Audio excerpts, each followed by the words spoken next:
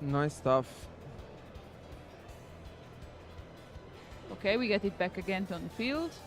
So Davide here is basically not doing anything else. And also, I was thinking about that, the artifact that was activated from hand. I am not seeing it hurting Giuseppe that much there.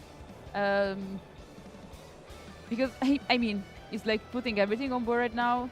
And still the board is really, really good. Because just proc and the statue there, it's already enough, I think. I mean, like, floodgates like the statue are always really, really annoying.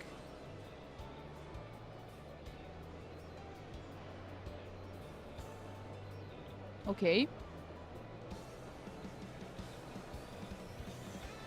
It's taking a lot of time actually to pull this combo through. Like, they waited a lot on the first game, and also this combo is taking a lot. So maybe they could get not that much time at the third game here if Giuseppe gets to win. We don't know what Davide has in hand right now. We don't know if he has a lot of engine, and also the board breakers. We don't know if he's gonna have them for the next. Oh, okay, they're discussing. I don't know whether maybe some cards that he wants to translate on Neuron there. Let's see.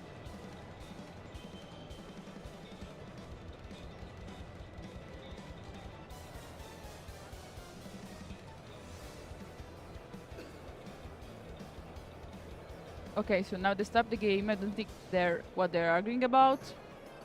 Yeah, I mean, I think they're just quickly checking maybe some ruling, and Or maybe a translation on a card. yeah, maybe a because it doesn't translation. have Just it. in the meantime, we can quickly go back to us while the judges check that everything is in line. We also have to remind that they've got 2 losses there, so they need to be really careful with this match. Yeah. Because this could be the end of their path on this event right now. So let's see what the issue is, because they're taking a bit. No, I mean, I think in general something that you really want to make sure that there have been a lot of plays, a lot of cards that have been activated. And at this stage, of course, our judges are helping us out throughout the whole process, checking that everything is in line. Or maybe the Lancia was activated and they didn't remember it. Maybe he played something. They're trying to reconstruct in the game state. I don't know. Maybe can happen. Sometimes you just forget about some cards. It can totally happen. And I also feel like that thanks to the judges, this is one of the main reasons why we have a judge call and everything. There's a judge.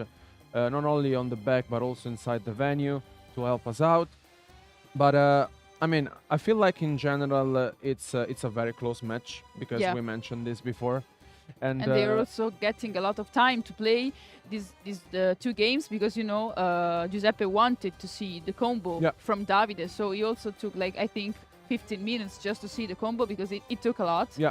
And now he's also taking time for his combo, so we don't know if they will have that much time for the game 3, so it would be really relevant the time at this time. Totally, and especially what I think is when you're entering into the day 2, and of course you are into one of those matches that is really getting you one step closer to the top 32 card. You really want to make sure that everything is online. So I think the tension, you feel it a lot. Yeah, no, exactly. Playing on stage, it's no joke. No, really not. And I would feel it too, so it's completely understandable. Well, I think yesterday you got some actions there as well with Marcello playing Time Wizard 2005, and I think you must enjoyed it as well. Yeah, I love the cards a lot. The old school cards, they have a nostalgic feeling, right? When you play it. Yeah, I always feel like that, although playing Yu-Gi-Oh! Nowadays, it's completely different than the one we used to play. Yeah, I would say also the mentality there. Yeah. Because now you have to combo through. The controls are not that popular. Yeah. There's sometimes 1, 2 into the meta, and you get to see a lot of combo decks. And I think that I also like the control strategy. I don't see them a lot, but I would love to see them more played, right? They're not that represented. I am a fan of trap cards, real trap. So it's something that I understand, especially because, now I think most of our players have at least 12, 15 hand traps, let's say. Yeah. They need to have a lot of... I think that the evolution trend of decks has been like getting less engine into the deck and more space for the generic cards, I would say. No, but also what I feel like is when you're playing such a tournament, it's completely different than the ones we used to play back then. This is something that for those of you watching and always played the game, numbers have incredibly increased throughout the years in Yu-Gi-Oh! And do you remember what was like the numbers of the event? I remember that at the time with 11 rounds, sometimes I didn't do top cut, so like 9-2, and you couldn't make it because of the top 32. And but because there were not the numbers to reach the top 64 cut, I get it, which is something that was later introduced, but just because the number of players incredibly increased because of the game. And you think it was like the atmosphere was like more competitive there? It's always been incredibly competitive. It's always been incredibly competitive, and of course, I feel like that the game has attracted a lot of people. But also the casual playing, I think it has increased a lot. Casual players, especially. And also the new formats are bringing in more people. So it's like spreading more with the formats, and also with the current. I mean, the current it's like played a lot. Yeah, I know, exactly. The but community. Everything that goes from TCG to Duel Links to Master Duel, I mean, a lot. I think you know better than me. Master Duel is like a good success, I would say. Like a lot of people play it. Very good success.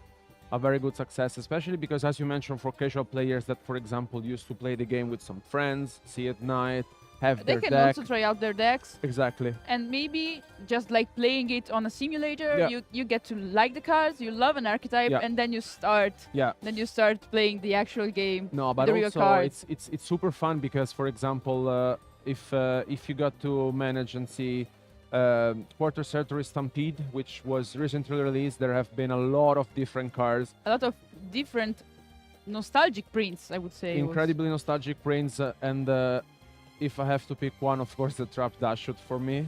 Trap Dash, I mean, I don't know how about you. I don't know if I like it when I see it played from my opponent, but still, it is a really good card. It has been really powerful in that kind of formats, and also I like they want to also increase I mean, like, you have a rarity up, you get your rarity up, you get the Quarter Century Secret Rares, and I love that. Like, the foilature is really good, and I don't know, maybe there are some nostalgic that are still playing the ultimate version of the card, but I mean, some kind of just you get the new version. I think it's also cool. You get another version of your favorite card. And as you mentioned before, it's I mean, the game has evolved, as everything in life. I mean, that's how it goes. Yes, but something that never changes is traveling around Europe and the world to play that's the game one of we love the the thing most. I love the most, yeah. And it's meeting your friends, building your deck, testing, thinking about the deck list, submitting it on time. It's a whole experience. It's not just the event. Absolutely, absolutely, and it's no joke. And I mean, we have had and we still have players in the room coming all the way from Austria, from Spain, from Germany, and I mean, at the end of the day, I mean, you can also play the national championship, not in your own country. Maybe you want to prove other countries that you can that's win fine. the national championship. You can have a different experience every time. You can. Totally. I mean, when I used to play, I don't even remember when I used to play French nationals and. French. I mean, they're tough. They have a lot of people. Can you imagine playing. when I used to play? It was 8 years ago. There was already top 64 because of the amount of players. Wow. So it's that's a lot. Yeah, that's a lot. Yes. So it's always been, the community has always increasing, and I think building relationship in the Yu-Gi-Oh community has always been, between friendship relationships and. But also, I think that from my point of view, I'm a bit new to the game. Like, I would say the competitive side of the game, because I used to play since 2011. But I was like really a little girl. It's a lot, but I just played casual with my cousins and just with friends, right? Just for fun, for casual game. And then I got into the competitive in 2019. Of course, with Thunder Dragons, because I love Thunder Dragons. Of course, my name is because of them. But yeah, like, I am pretty new to the game. So my very first national was after COVID. In 2022, I think, or 21. And I brought my Virtual Braid deck, and I loved it. I loved it. And it was not represented at all, because it was a strange deck, but I also got Bubble, So it was fun. No, but it also what I'm thinking about that specific event in Milan. I remember that I remember the atmosphere when Dean Kabui won against Federico Micozzi in the final. It was such an event in which you really can feel like you really wanted to win, and there was Dean Kabui playing prankets, smashing the field and the competition. I can feel like the tension there, you know, the aura he brings in. And here it seems that there was a judge call because, we just to keep you posted, guys, we had a judge call at the table, but after having checked, everything is in line, so we can continue and get back to the match. So we bring back to the match. Okay, so it was like left like it was before the judge call. So I don't know what the issue was. No, I mean, but I think in general it's at this level in competition on day 2. There's no problem in checking if there's the chance to do so. I mean, you absolutely have to do it. I mean, like at this point, you're like you have with 2 losses. You need to be really careful. So I am not blaming anyone. No, here. But that's also the reason why we have 2 judges at the table. So 4 eyes are always better than 2. Of course. And I mean, I would say 8 eyes here with ours as well. Of course.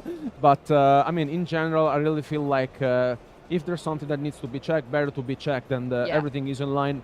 Time has resumed, and as we were mentioning before, here Giuseppe is under the Puglia and the Lancia. But I still see the combo going through, so yes.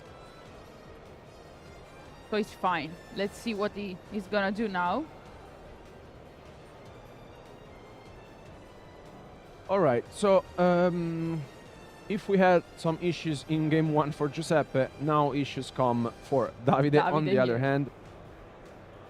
I mean, that's how combo goes. Like, it's if you can't stop them with like really impactful cards, just like Nibiru or also Fuvalos, they can just combo off a lot. Like, they can trade with some of draws of the opponent with Puglia. Maybe, I think he drew 2 with the Puglia. But, I mean, I don't think it will affect the end board of Giuseppe that much because of the statue, because also he's got Cheng Ying on field right now and the Croc that he also let him... okay, so we see our win here. He got too excited. Maybe there was something that couldn't have been used. And maybe this is something that was discussed even before. I mean, we can't be sure. Yeah, maybe because of Cheng Ying is not... Is water or not? I think it's water, right? I think so. Because they ruined it here, so... Yeah, he is. I don't know why he was rewinding there, but let's see how he's gonna end his board against Davide. Okay, we got the Minstrel on field.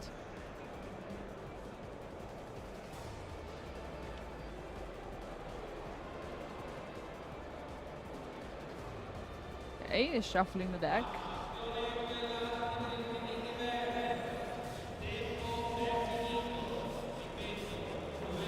Okay. Milling 3. And here, just having a read at Abyss Gaios, and honestly, this is an impressive field. Yeah. And the only thing that comes to my mind is maybe Forbidden Droplet. Droplet here, I would say that too. Just you know. Because the statue is too impactful there. Yeah. He needs to get rid of the statue in some way, like with. Maybe he's got perm. No, it doesn't have any permanence. He has super polymerization, but he needs to have a target, which has to be a water. So maybe the only out to that statue is the droplet here being drawn. So let's see how Davide is gonna deal with this board. Well, that's not easy. not an easy thing at all. Is he playing Lightning Storm? No, it's not. No, it's not. So he's got the trust here, but I don't see any useful targets there against the statue. Yeah. I think only Droplet can pull this through, honestly. Okay. Okay. So he's going to go for Bomb Party there.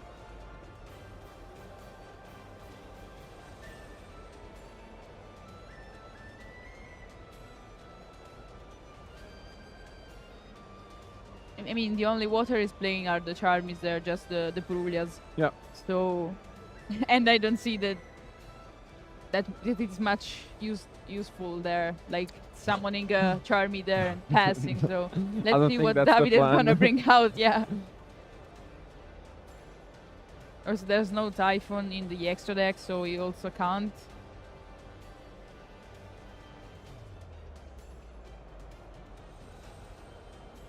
We also see resolving the bomb party. Okay, read the Croc. I mean, Croc for me is really nostalgic.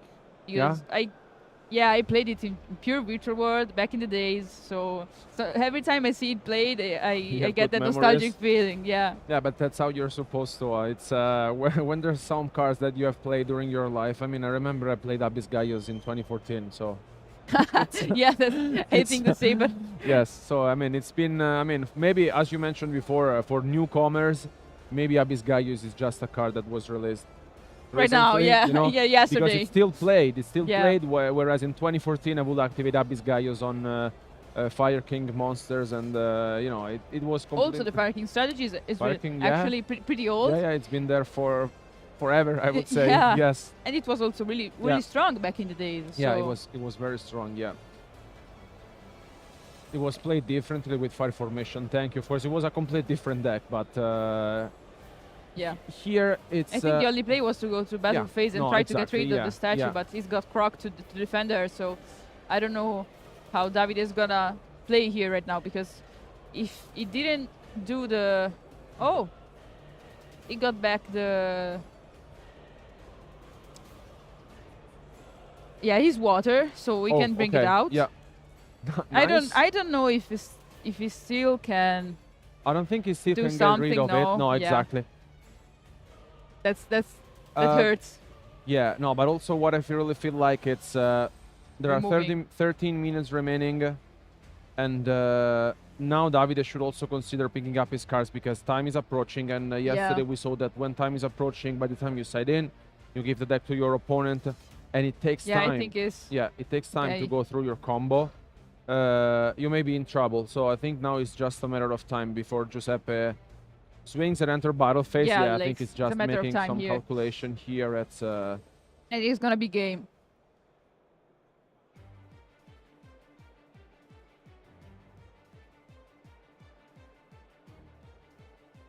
Also, he's got 4 cards in hand, so the Croc is 2k.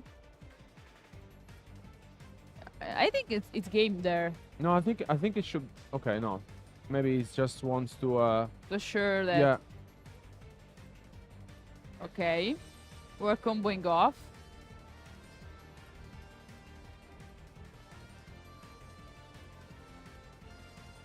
Yeah, I mean, you can tell that Giuseppe is just calculating. He doesn't want to make any mistake at this point because he's just one step away to winning this game too. Yeah. Okay, yeah. Enters battle phase and that's it.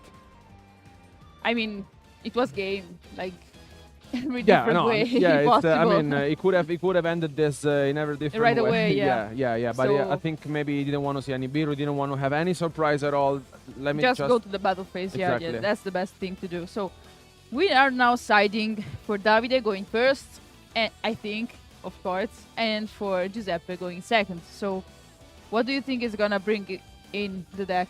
Well, I think Davide can bring in the triple tacking thrust, which I think it's a nice addition. Yeah, if you got some, some interruption is his turn, he can also assure him some other plays. Yeah, and there's also the different dimension ground with which we talked about earlier. Yeah, I think makes a lot of sense against Mermel, which is sending everything to the graveyard. But do you think that he's gonna use Lancia again? Because I didn't see that useful at the previous game. No, I mean, if David is winning the match, maybe we can ask him why he decided to bring in the Lancia. Just because on top of my mind, it's... because he's got Sanctum there, so it could bring it in, but I don't see it's really effective. Yeah, exactly. I don't really think it's the card to side in against Mermel. It can be okay, I guess, but it was not relevant in that specific situation. Do you think it's gonna bring it? I saw it, and I was about to. I was just having a look at the timer. There's which is going also the timer. Like this only got Yeah, do you think that he's gonna bring it in? I think so, yeah. I think so, because with 10 minutes remaining, honestly, it's... I mean, it takes time for Memento to combo off. But also for Mermail. So maybe it could out there. I think it makes sense. I think it makes sense. I think I will bring those in and... but he also lets you maybe survive if it gets stopped. Yeah, and you can also gain some life points to make it... I like it. Survive game 3, turn 3. So yeah. Let's see the Giuseppe strategy. Yeah, Giuseppe has Dronelock Bird, Ash Blossom, has the Spocky Dogwood as well, and I think we will see those coming in. Yeah, maybe both of them, they will be siding it in. Yeah. He has also got the Yash we were previously saying, but I don't think he's gonna side it in. Yeah. Because, you know, the charm is... It won't play like Davide is going first. He will have cards on field, so I don't think it's gonna put the charmies in. No, so exactly. And I guess it's just a matter of time because our players are ready. Let's go into game 3. The game.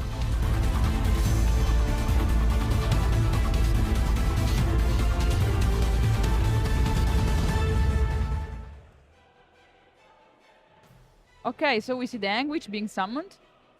So Davide, of course, is going first. Do you think we will see the different dimension ground here?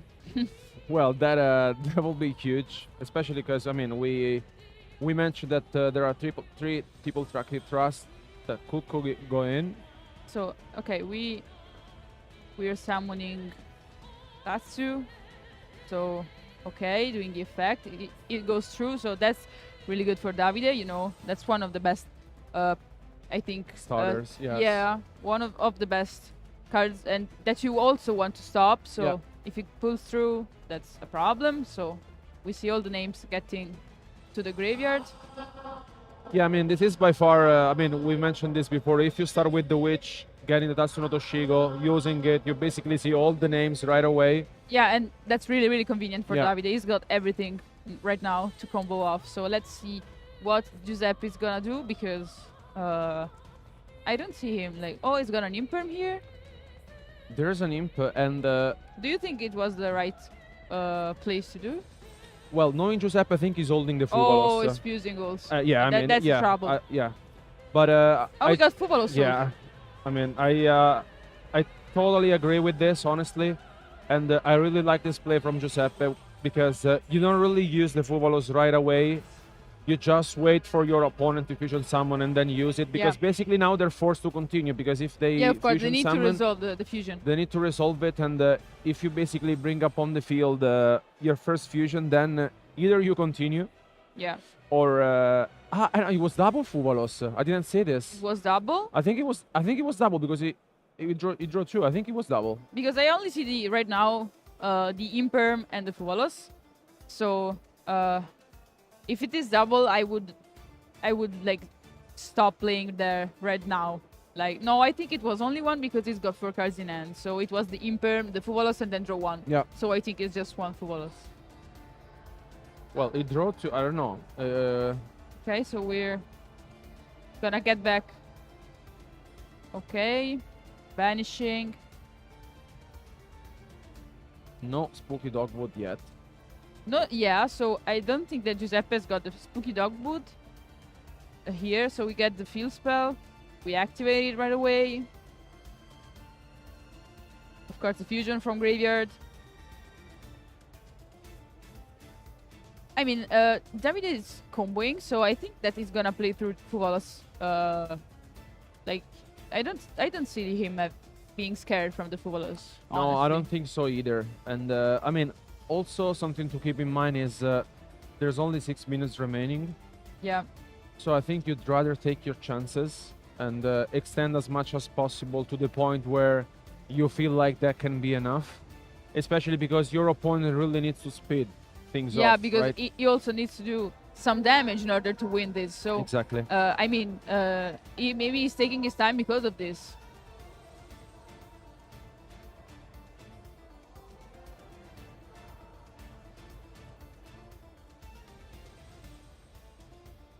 Okay.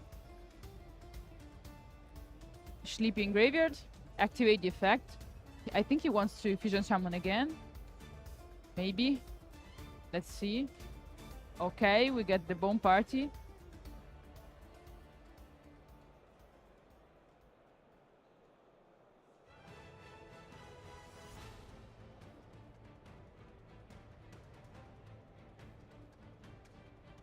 Okay. Yeah, I mean, this is honestly no surprise to me, especially because we talked about it. Although we started game 3 with like 10 minutes remaining on the round, it takes a while to combo off. Yeah. And let's see how things evolve, but Giuseppe really needs to be fast, because, yeah, no, there's this spooky dogwood being drawn by Giuseppe. Oh, wait, did you too? Yeah, because it was double fuvolus. Oh, it was double then. It was wow. doubled. Yeah. He drew the spooky dogwood. Oh, wow. Oh, my. That I don't think it's good news for Davide here Nope. at all. So...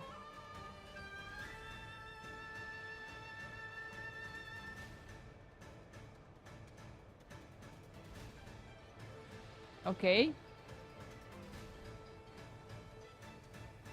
We get our bounce monster on the field, shuffling back.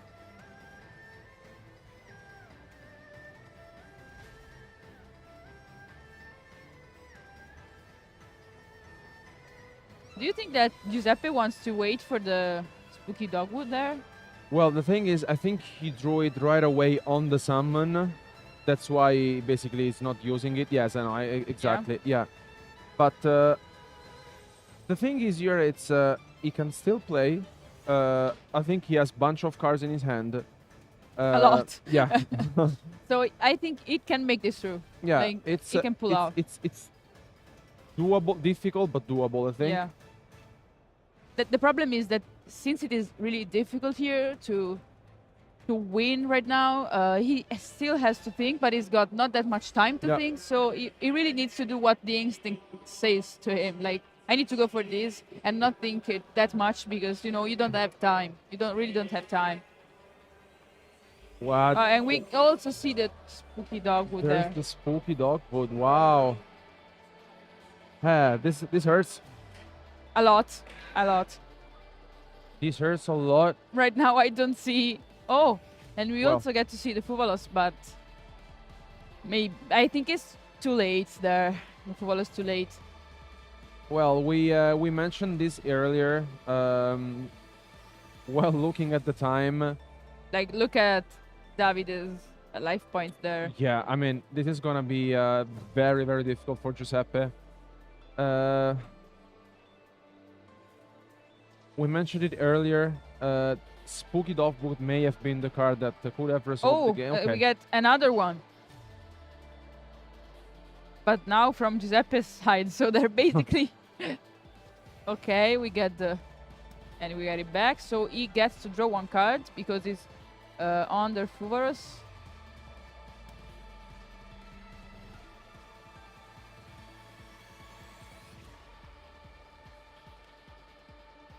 So we will see like both of the players getting some life points there, but Davide's will always be like ahead. More. Yeah. Like I don't see like Giuseppe here getting all of the advantage from that dogwood there. He's only got 2 minutes and also the draw here. Oh my God, no. Also the draw and lock bird. That's hurts I think a lot. It hurts a lot. Yeah, I don't think it will be easy at all. Yeah, I'm not sure how many water monsters there are in the graveyard. I think it's 3. With Draw Lock Bird, honestly, plus the Spooky Dogwood, it gets very, very difficult for Giuseppe now. Too difficult here. I don't see in like KOing this in this turn in any way. I think it is impossible here. Okay. Oh, so he goes to battle phase. Yeah. Yeah, and he passed. No, I think there was nothing else that Giuseppe could do there. No. Nope. Because basically he drew the Spooky Dogwood, but unfortunately for him, he drew it right. Late, yeah. It was. It had to be like the second card yes, he drew. Exactly. Yes. Whereas Davide had it along with the Drawn Lock Bird, because like.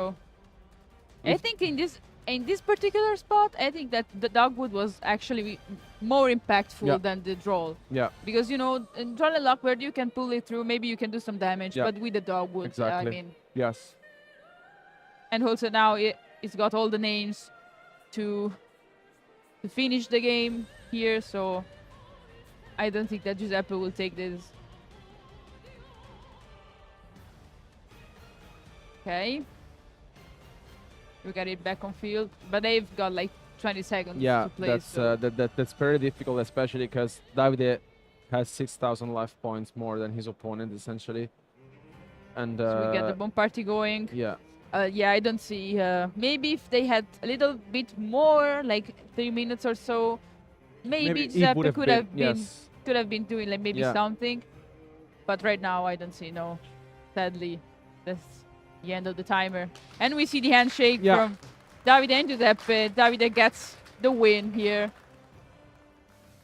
What a match it was. I mean, it was. I mean, I think there's were a lot. Yeah, I mean, there were a lot of things, a lot of back and forth, especially because we witnessed in game one how Memento, you know, it's a threat. Yeah, I mean, as you can see, it was really explosive. Like, he got a lot of resources early, like getting the fusion monster right away, playing under the Charmies, and also I think maybe the first game drawing 2 Charmies was actually pretty fortunate for Davide there, but still it was. I think it was really fought. Like they fought a lot. Yeah, no, I mean it was a lot of back and forth game because, like, for example, in game 2, basically Giuseppe started things off very well under Puglia and Delancia, and still was able to combo off without any problems. I don't think that Lancia was that impactful. I don't think so either, and I don't think, unfortunately, we won't have time enough to make an interview because we will shortly after be ready for our last round.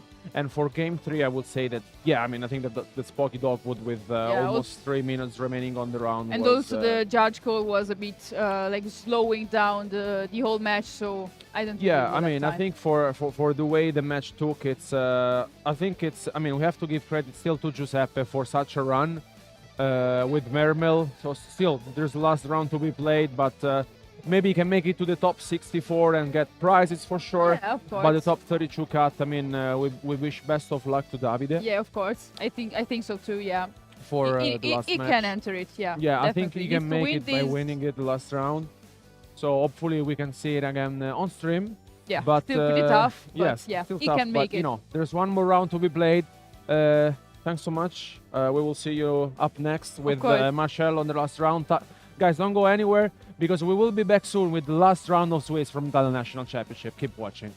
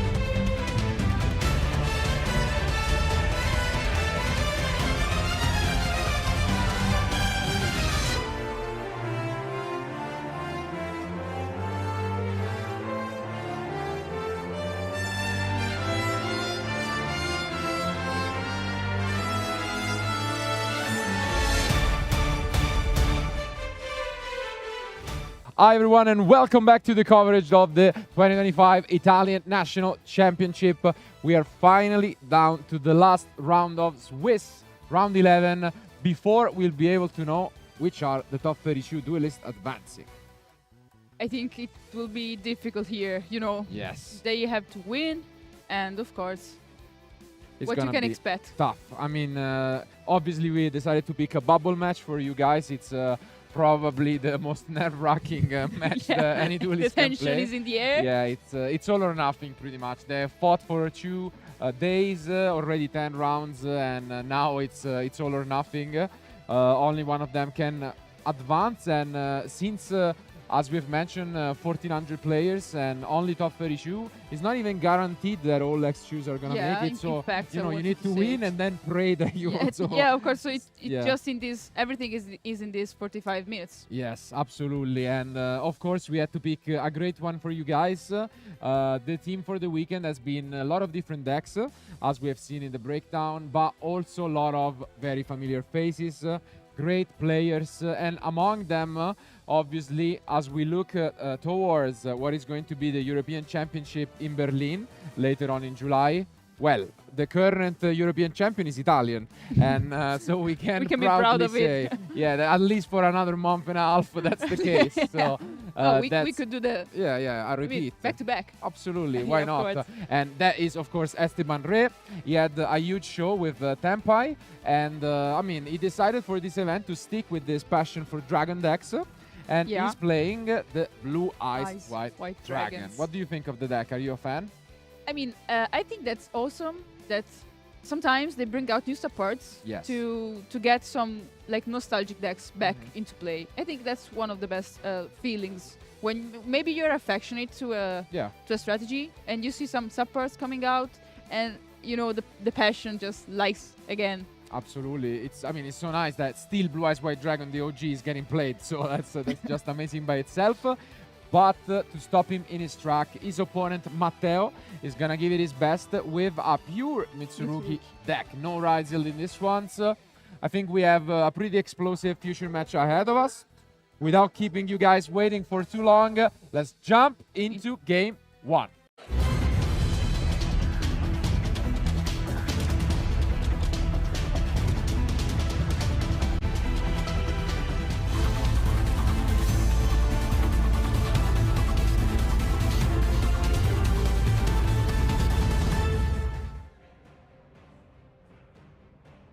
Okay. Here they are.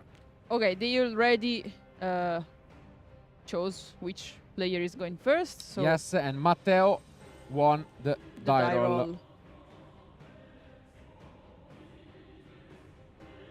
Which is great news for him. Yeah. Since, you know. And I do see a card in Esteban hand, which is that one-off copy of Effect Veiler, which is there because usually you can search it as a level 1. Oh, we also get to see the Fuvalos getting in play. And the Ash on the Fuvalos. So great start.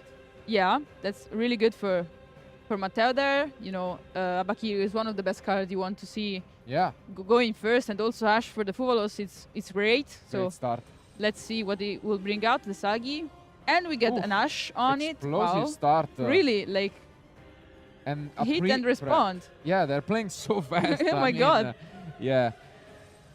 Let's see what it brings out. It does make sense. The thing is, although this is obviously a bubble match, they really don't want to draw. So I guess they want to play as fast as possible because they don't want to risk, having a draw and then both of them being out. Are out, yeah. But wow, playing so fast. Really fast, yeah. We bring out what is the ace of the deck, and then we are going to use the effect of Abakiri as well. And here comes the Murakumo, yeah. One of the most menacing cards in the deck, I would say. They're getting the board wipe. Yeah, so the Raigeki effect. To get the ritual in hand, we activate it. Not wasting any time again. Playing incredibly fast, incredibly well. Matteo has done this plenty of times. He knows what to do. Okay.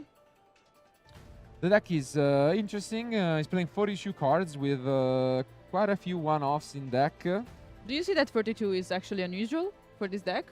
we have seen all different numbers, I gotta say, throughout the day, so I'm not quite sure. But yeah, it seems like the trend is that you have a lot of kind of engine requirements, one-offs that you want to play, so you might as well go slightly above 40. It's okay, it's fair enough. Yeah, I do think it's pretty balanced from a flex spot point of view and an engine point of view. Absolutely.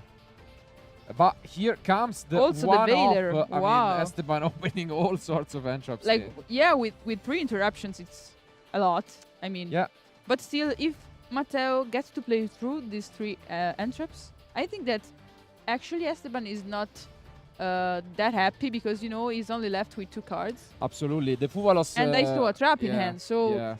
I mean, that brings Esteban to just 1 maybe playable card. So we need to see what he can do right now.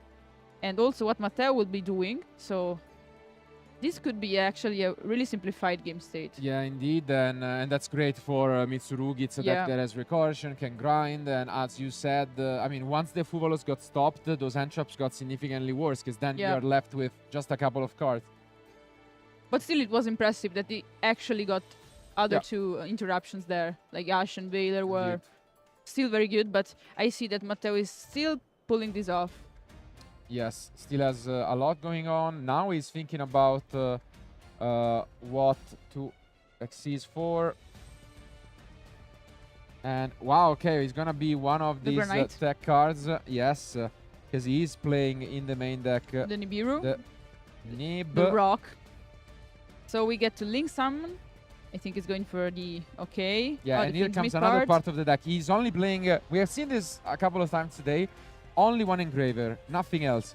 No, no Sanctum, nothing, but just, you know, getting there to end on a Caesar, essentially. It's usually the plan. But, I mean, I think in this kind of game state, even just a Caesar, it's really impactful there. Yeah, absolutely. I mean, and especially when it's so simplified. I mean. This could be brutal for Esteban. Okay. Yeah, there comes the Caesar. To see the Caesar in play.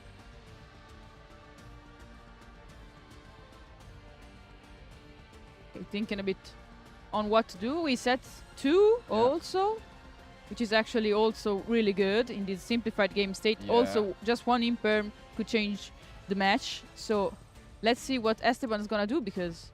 This looks great. Might be a quick one if Esteban doesn't have a way to play the game. Is it the True Light? I see, the True Light I was saying before. It. Esteban picked up his cards. As I told you, like, the trap was not that good. Maybe with 3 playable cards, maybe he could have tried to reverse the situation, but I think that was almost impossible there. Absolutely. Bit of a rough start. I mean, congrats to Matteo. He got it done through Fuvalos, Ash, and Baylor. Three interruptions. That's really good for him. But I mean, if this wasn't the last round of Swiss, I would say at least he kept some information. Yeah. But I mean, at this point, especially given that Esteban is quite known at this point in the community, we can assume that we know what he's playing.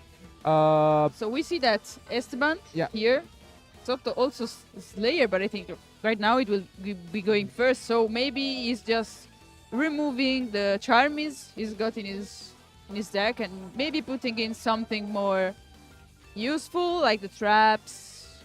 Do you like this shadow imprisoning mirror trend? Maybe personally or just in this match? Maybe. No, I think that are pretty solid here. Like, it is a nice pick when you're going first.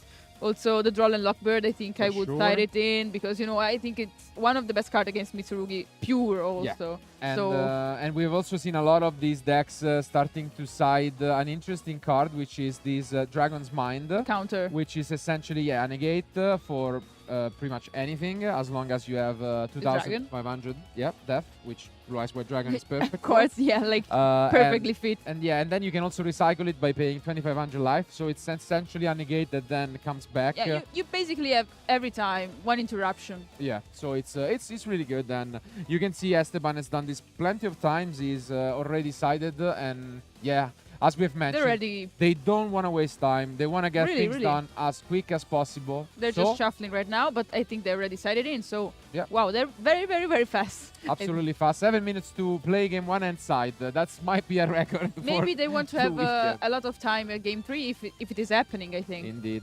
And I'd say then, without further ado, let's see if Esteban can turn things around. Let's go to game 2.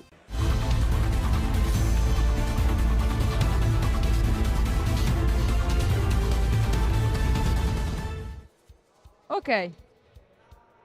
They're still shuffling.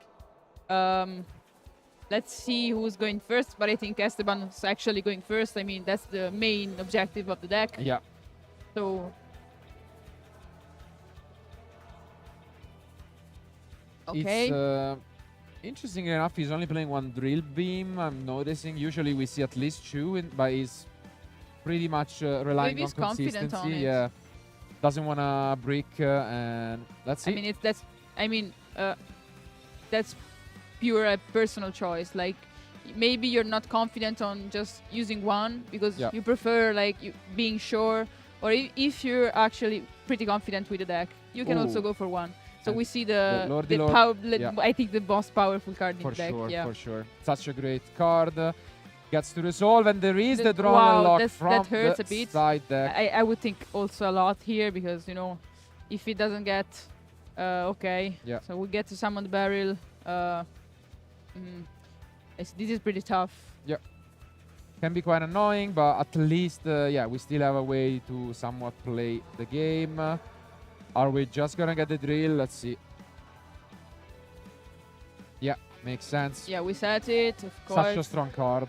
Coming back, another negation. I mean, also under draw, that's actually convenient for Esteban. Yeah. But still, now he really has to think on the plays because, you know, draw here I think is really impactful. So, I don't know how he's gonna go through that.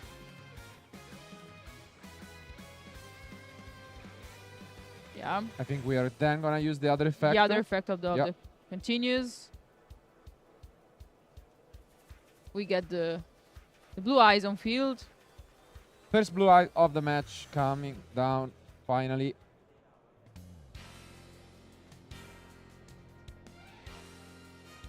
Okay. I guess. So we get, Seals? I think seals, here. I mean, the best option there. Indeed. I can't absolutely, I understand. Ooh, like, and 2 more other cards. Downs. Maybe it could be the mirror prisoning. Yeah. I mean, it would be good. I think there might also be just some of those side deck. Yeah, the dragon counter. I think I might have seen it, but let's see. At the moment, it's not live, of course, because we need to bring back a big dragon. Yeah. The big guy. So let's see what Matteo is gonna do now, because he only just by 1 card he stopped the entire combo. Ooh. Okay, we get to see the true light, which is good news for Esteban. So we can bring the blue eyes back again on field. And now this turns a lot of cards live. Yeah. Both the drill beam set and maybe the counter and here. possibly the counter. Let's see. We get to see Tagi summoned here, searching, maybe. I think we're thinking on it. And I completely understand here. It is gonna have a read, and we're just gonna negate and destroy. Just actually pretty good for Esteban there. You still get to bounce something with the seals. He could also bring follow-up from the effect by tributing the seal, and we also have drill beam live, so it's not bad for Esteban, even though we got the draw here. Yeah, it's an interesting choice to just go over the Sagi immediately, and let's see if he will get rewarded. I don't think he expected the trap card there. Yeah.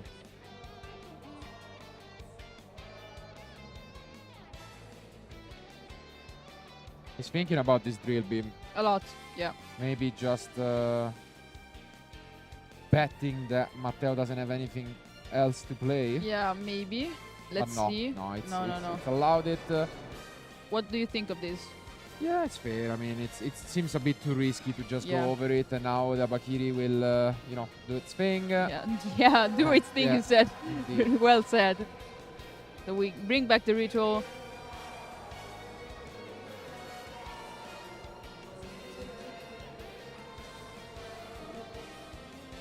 Okay, we shuffle the deck.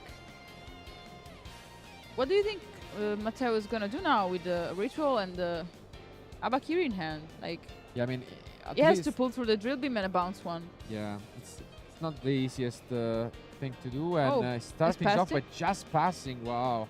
And this is great because, as you can see, Esteban can pay 2,500 life points and just reset the counter once, which gives him, can also you know, counter one of the cards Georgie has on the field. So yeah, right now he's pretty much locked because Drill Beam deals with one and the counter deals with the other. So if he has enough damage to pull this off, it's over. Yeah, it's over. How many cards has Matteo in hand? Because if he's got maybe an interruption, he could save this. What do you think? Possibly. It's not clear, but like as you can see, he gets so much at the moment. I don't know. This looks a bit rough at the moment as the wishes come down. Oh, okay. It's wishes there. Yeah. I flashed the bingo machine for a second. I was like, oh, wow.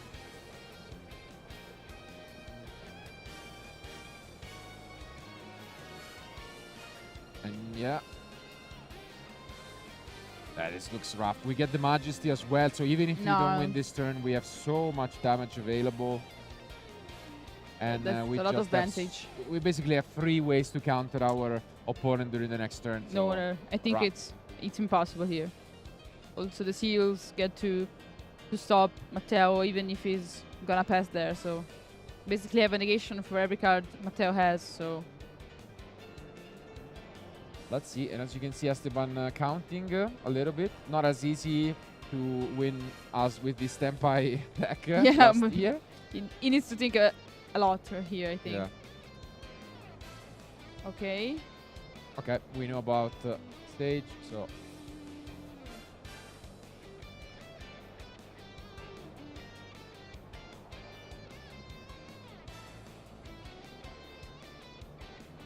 That's the maiden. Yeah. He's got everything to finish this game. So let's see how he will play his cards right now, so that he can get his goal done.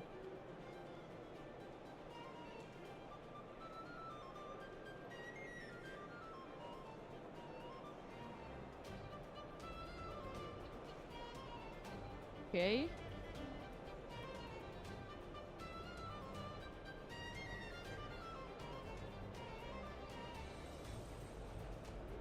And we're pulling the spirit here. We still have the maiden in hand. Could do something more there. Do you think it will stop? It's a rough spot, but I think no. We just enter battle phase and oh wow! Yeah, just did push some damage. Some damage. We can. So maybe he wants to do some grind game instead of. Yeah. Of just trying to KO the opponent. He could tag out, but no, yeah, he's just taking it slow. So we just set the Majesty that we added, and yeah, and we pass turn, a grand game. Let him cut the deck and repass. Okay. Let's see what Matteo will do. Matteo has one more turn to turn things around. If not, we'll go to game 3. Seems rough. I mean, he knows. Yeah. He's he got knows a everything. Valkyrian hand, right? And the ritual. Yeah. So we just don't know one card from that he just drew, right? Yeah. The issue is, I mean, he knows what he's up against. And okay. The ritual is being activated, and we can counter that if he wants.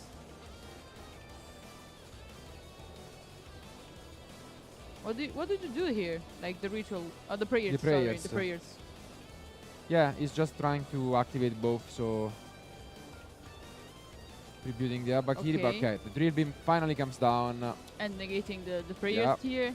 So the Abakiri is in graveyard there. And now the Abakiri can be activated used. To add. And it's gonna get negated for Spirit.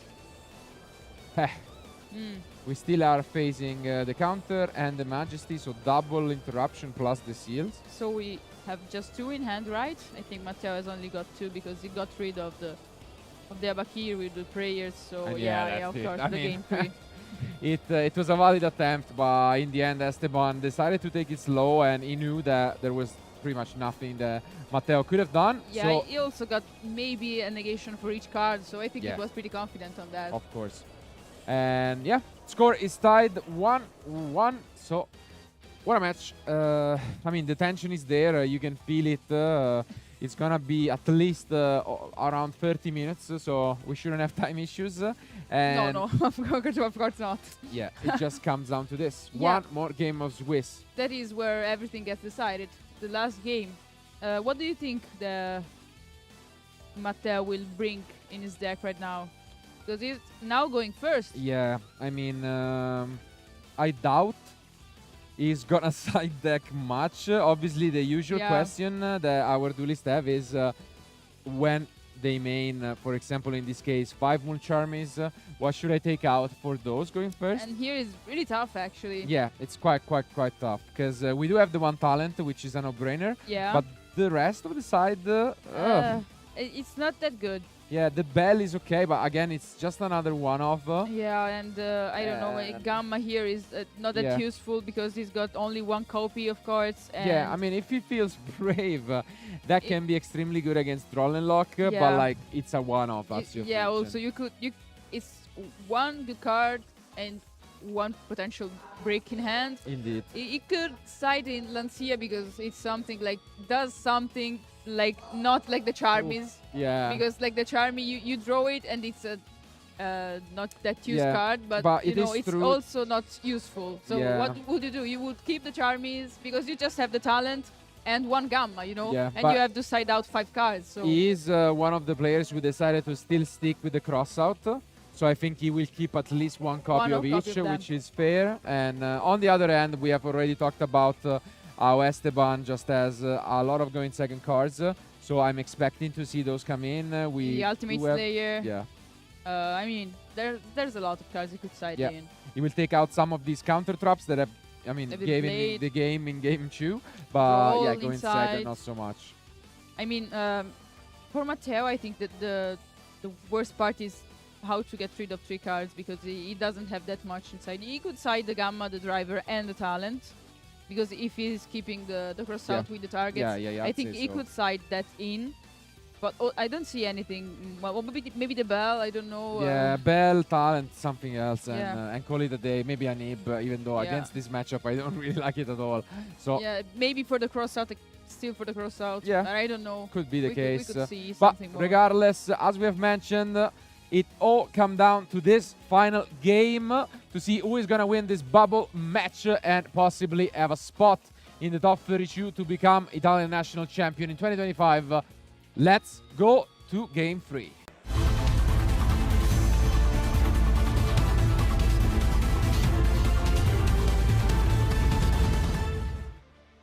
And so now we get to see if Matteo was brave enough to side in Gamma. Yes. I mean, could see it. On a Mulcharmy in the draw phase. I mean, that would be game over on the spot. Let's see.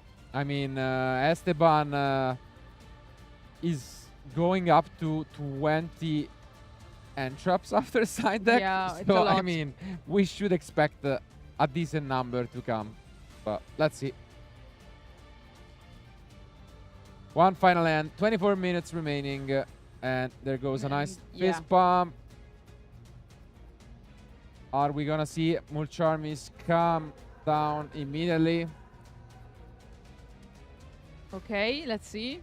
Okay. Not the case at the moment. Oh, we see a Slayer in hand. Slayer is there. Always good news.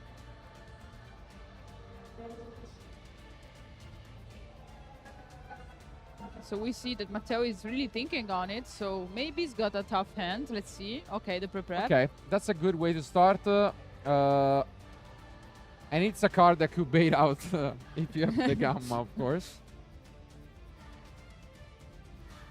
Do you think I started off with that because of a Gamma? I mean, if you do have Gamma, for you sure. try for sure, I mean, Ashen and Droll both could be played on the pre-prep. It would give you so much. And Esteban is thinking. So he's signaling an Ash. Could be, yeah. Because of course, if it was draw, yeah, I don't think it would have, waited that much. It's a rough decision. I mean, it's a really good card, and we do we have do the got Ash. Do we have the Gamma? Oh, no. You see how fast it was to put the the prep in the graveyard. We see the prayers here getting in play. Yeah. And obviously the Abakiri there. Do we have a Fuvalos? No. No. And also, I don't think there's a Purulia there because. Yeah. So. Good to see the ritual. Dominus Purge would have also been pretty nice. Esteban is playing those, but no, not quite. This is not the case. And here comes Ritual, still nothing, so no Abakiri Purulia.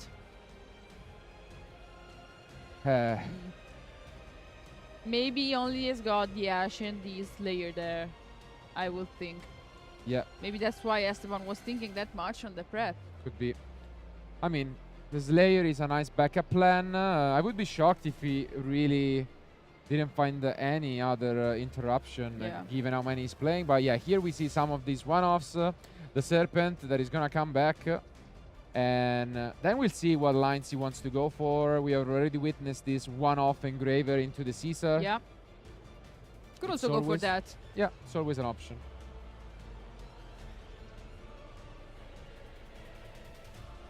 Okay. And for now, Esteban not really interested in interacting. Utsunomi Tama, vediamo. And okay. We again, get Valiant okay, we do so again we go with for the this Nib. line. Okay. Yeah. I mean, it's fine. You can also link it off.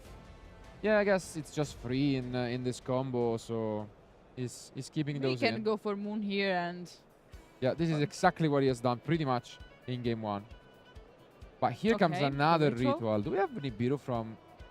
Yeah, we do have free Nib in the deck from Esteban, so that should be something to take into consideration as well.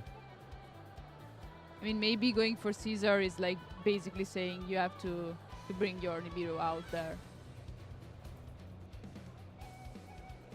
Yeah, of course, linking it off again.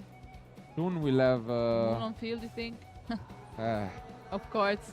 And let's see, because obviously you need to use it before Caesar, so... Yeah, Caesar is like the signal you need to do Nibiru after summoning both of the level 6. And I think already it's a bit unlikely. Yeah. Because now you give them Engraver grind, I guess. We get it back on field as an equipment or not? But Esteban is thinking, yeah, he's thinking right now.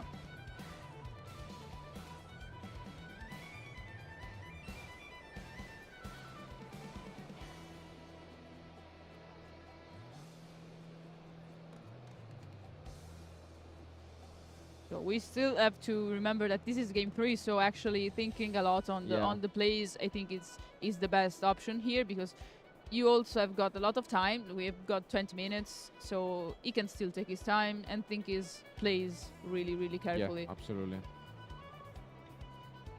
And yeah, exactly the same line as before. We get back the Moon in the extra deck, and now if he's got Nib, he's forced, and he has got Nib, also the Slayer and other 2 cards. Which what do you think about this? Maybe I mean it will stop the Caesar it's definitely coming strong, of cards. But yeah, the combo is not finished.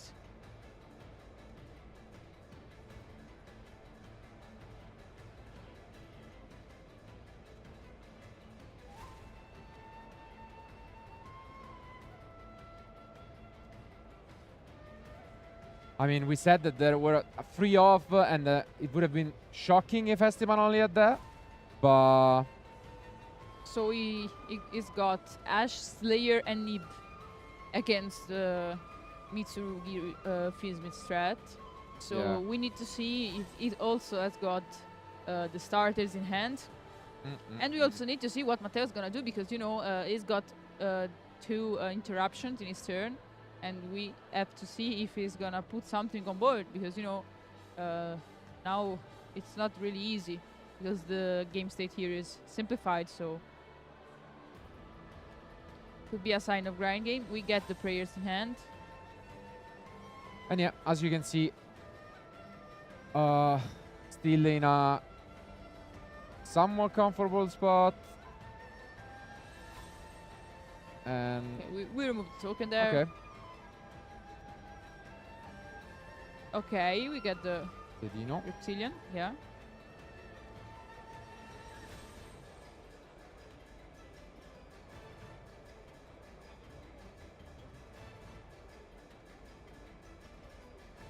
They're maybe arguing about what the Link 2 does.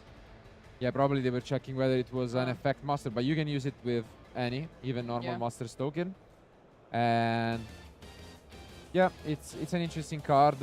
It's reminding of some of the reptile cards from back in the days, because it plays around with 0 attack, so it turns the Nib into a 0 attack monsters, and then yeah, as you can see, you can remove it.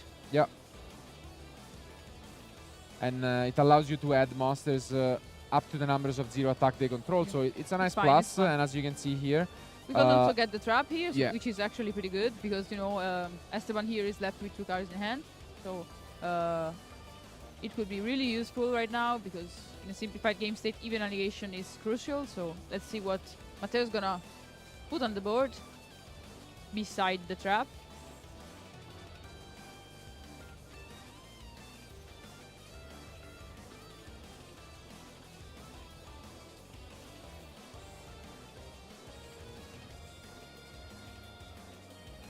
Okay.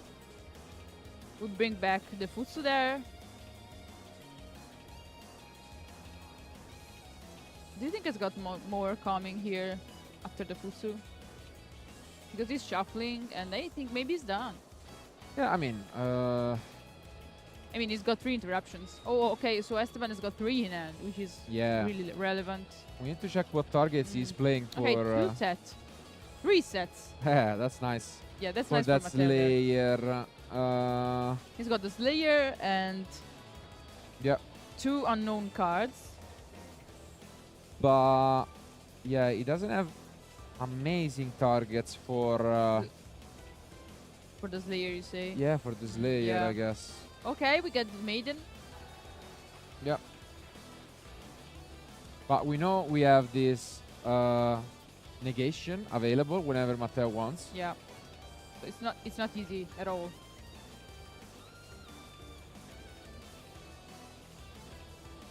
Okay, we get the True Light set.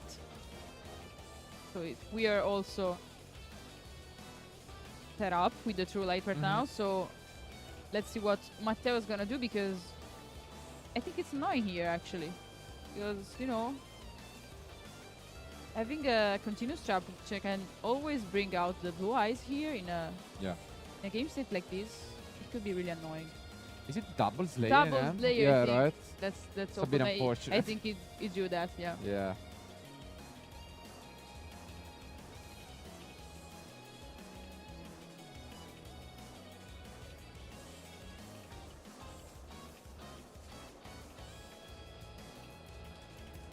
And I think Matteo is the one also thinking here if he wants to respond, but yeah. I mean... Oh, yeah, he's thinking. Yeah, allows it. So we're gonna see this wish. Do we negate it? That's the question. You would do that? I think no. Okay, he doesn't. You would? I think it's a nice spot where to negate. Yeah, you could. I mean, this layer being discarded obviously tells you a bit of information. Not that it's particularly amazing against this field. So, in a way, you can assume that there is another copy, but not too necessarily. And here we get the Roar.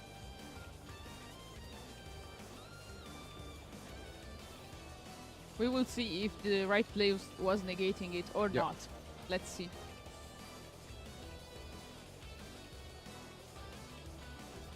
Okay, reading the Roar. Okay. Yeah, at the moment it allows to special summon the blue eyes, but we start things off with Sage. This Sage. It's got 3 hand. We know the Roar.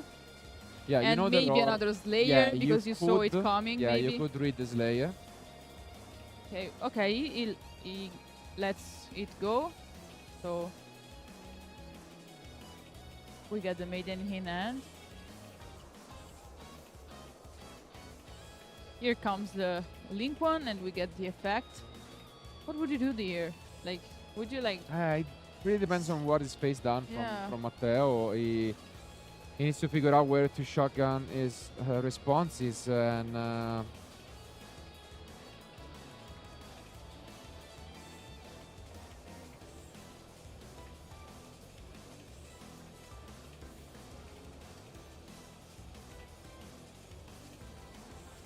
do you think that removing also link one would have been the play? Like negating the adding and also removing the potential switching of the link one? I think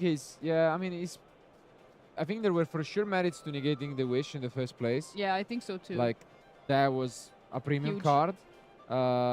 Now maybe it's fine to just wait and try to go for a field breaking play. You should have just shotgunned it in the first place. But now if you let it go, maybe you are if you let waiting it go for now, another indeed. better place. Because like all of what you're witnessing right now is created by that wish. Yeah. So if you're interacting with it, then might as well negate the wish. So I think now he's just waiting for a reason to act. So you committed there, so now you're full committing on that first thought.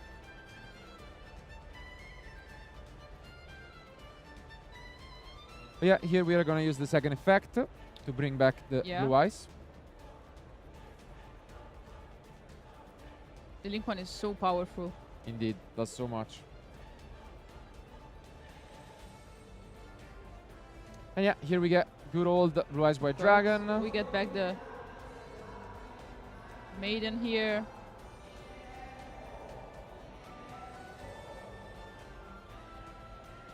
Okay, he was a bit confused about maiden coming back on field. Yeah, it seems like Matteo is not super familiar with it, but now he decides to act. And here comes the clearing of the field, what is left. We know the roar is there and the maiden as well. I mean, it's not bad here to remove those two. No. But maybe he really wants to keep the negation for something huge. Yeah. Playing it extremely safe, I guess. And it doesn't look good for Esteban. For Esteban, yeah. Yeah.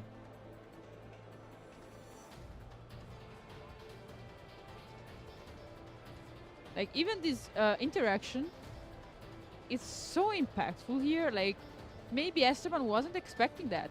Yeah. And now we are going to use the additional normal thanks to Mausoleum.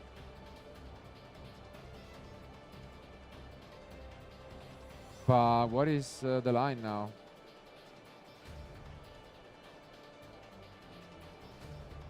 I really don't know, actually, because he used all of the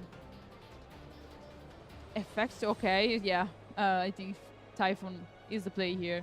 Yeah. I don't see another Link 1 coming. It's be useless, so we just go for Typhoon and hope here, because, I mean, he's got a lot of cards. Matteo has got a lot of face-down cards. He still has got a lot of things coming for Esteban, so just the Typhoon. I don't think it would be enough. I mean, yeah. The meme is obviously that Typhoon is the lowest win rate card in Yu-Gi-Oh! Because when you summon it, you usually lose. There are games in which it can be impactful. Yeah, impactful, and it's extremely good card, but I do agree with you that it seems like a bit of a desperate move. Yeah. And I mean, what can you do?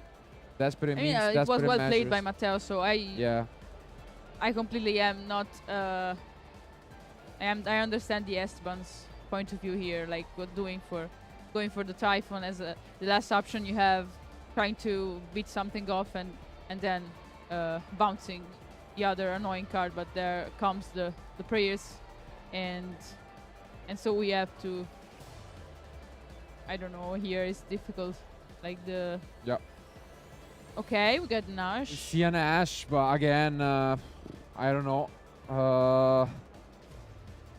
We now have, I mean, at least us, we know all the cards that are left in Esteban's end, which are the Roar and the Slayer. Now he's locked though by Typhon, so I don't see we will see something more coming in this turn. No, it's quite rough at the moment.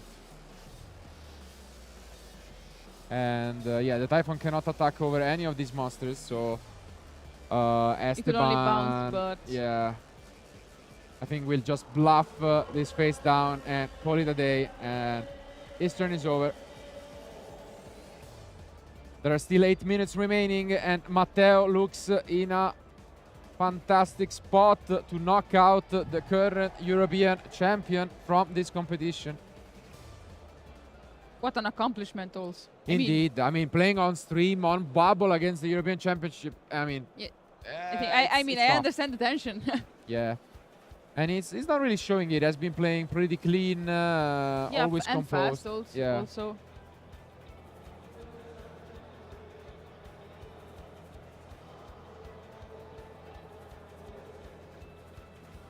I think that Esteban here knows it. Yeah, it's I mean, pretty much you can impossible to turn tables. So we get the Finsmith back in play. Some more damage, and of course we get another body on field.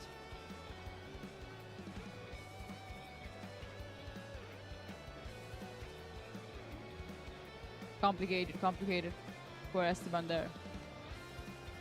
Do you think that the set is Roar? I mean, it doesn't really matter. I mean, it's either Roar or Slayer, so doesn't change all that much.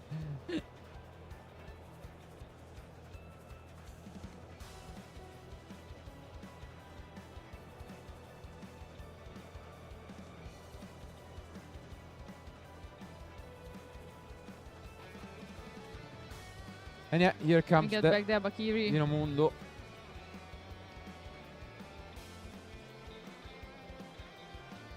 Okay.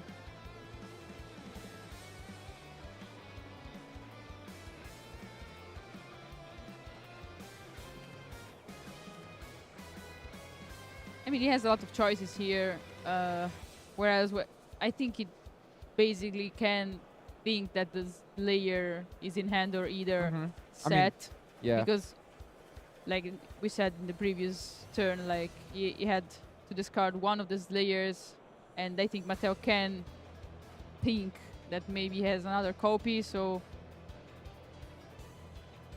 Yeah, I mean, he might not be able to win during this turn if he doesn't feel like it, but regardless, like it would take a miracle for Esteban. And yeah, seems like he's gonna get one more turn. Yeah, the True Light is gonna be activated. Yeah.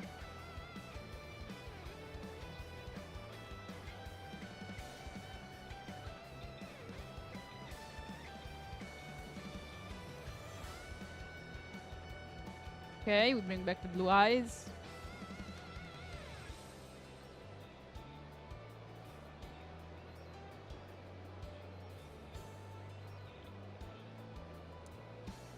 Okay.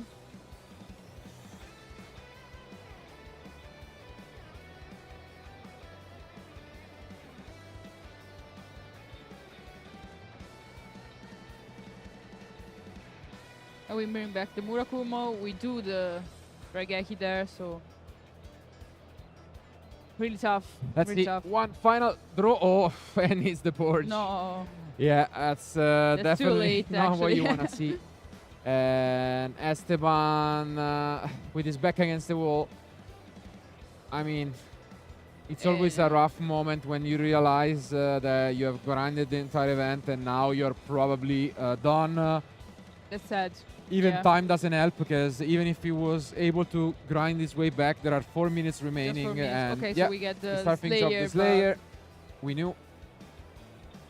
Yeah, I mean, Matteo could have thought about that, so now we're using it. Sending the seals.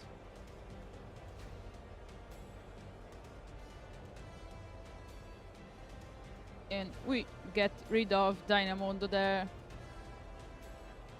We use the True Light effect. Still, I don't see any strong plays here. You can get back your Your blue eyes, of course, you've got Roar in hand, but I mean, Matteo's gonna negate everything that Esteban is gonna try to do. So I don't see how Esteban is gonna turn the tables. Yeah.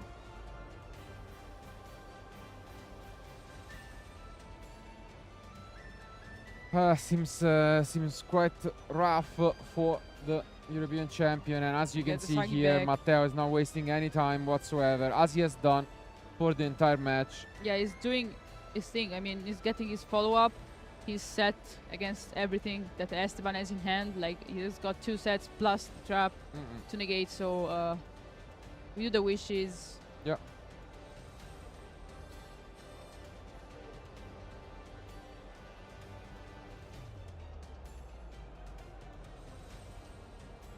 Let's see. Okay. Yeah, I mean, Matteo's just gonna have a read. Doesn't wanna make any crucial mistake to give the game away. He knows that he's pretty much locked up. Yeah, he want to stand his ground right here. So. Yeah.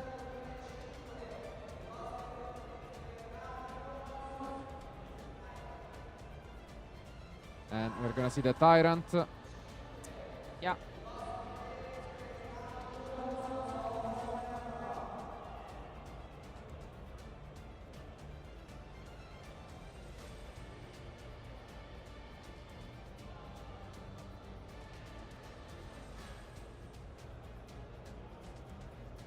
I mean, in this spot, it's not that bad, but, you know. Yeah, I mean, tough to believe that it's gonna really do anything.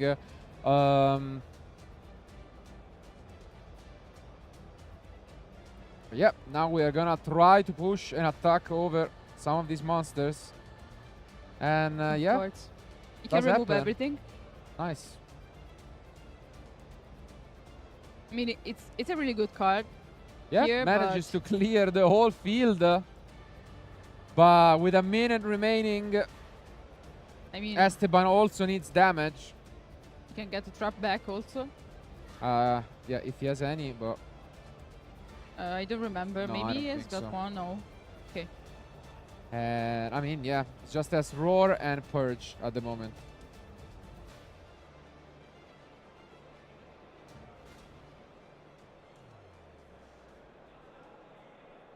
We got the Roar.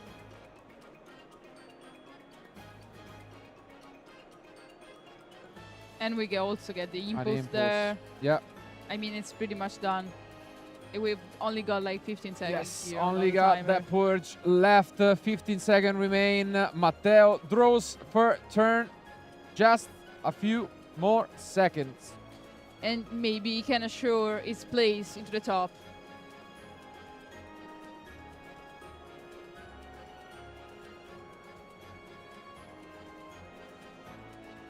Yeah, there comes the Purge. But, I mean, bit too late. And we yeah, get the time is called. And Matteo wins the match. Wow. Very well played. Yeah, very well played. Definitely, we've mentioned it plenty of times. It's never easy to play on stream. Nevertheless, on the last round of Swiss against the current European champion. And with 2 losses on the back, like yeah. I mean, I understand the tension there. And also, I mean, they were pretty fast. They also got the time to think on their plays. So I think it was a very fought match. But also, they had their time to think. So yeah, I mean, it was a good match. It started extremely fast with 7 minutes to complete game 1 inside. But then, I mean, we still managed to touch the end of the round, which really goes to show how tough the competition gets at the highest level. I mean, still congrats on Esteban for an amazing season. Yeah. And we'll wish him best of luck at the upcoming European Championship, where he will try to defend his title. And now, though, the attention is obviously on Matteo. Matteo, yeah, of course. Yeah, the great show with an interesting take on this Mitsurugi pure deck. And he is most likely locked in. We've mentioned that the competition is quite fierce because after these 11 rounds of Swiss, we'll have a cut to only top 30 shoe, not 64, which means that not all X shoes are going to make it. And hopefully Matteo will be one of them. We'll be able to show you guys the list of players and obviously the deck breakdown later on, which I'm sure you're all curious to see how it, transition from what it looked like at the beginning of the one. And now for the top cut, of course. Yes. So, yeah, I'd say thank you a lot, guys, for being with us, and thank you, Eleonora, as well. And yeah, yeah, absolutely, it's a pleasure. But don't go anywhere, because again, since we ended quite late, I'm not sure we'll have time for an interview. Catch on that. If not, just keep watching, and we'll be back with the last 5 rounds, the top 32 of the 2025 Italian National Championship.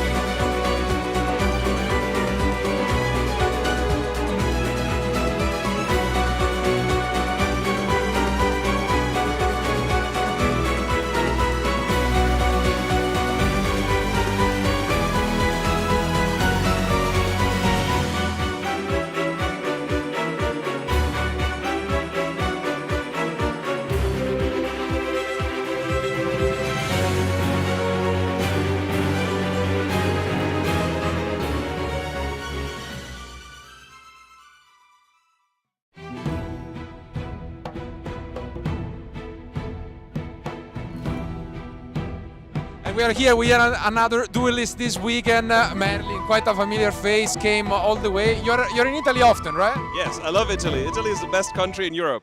Okay, perfect. Not biased. Perfect. Glad to hear it.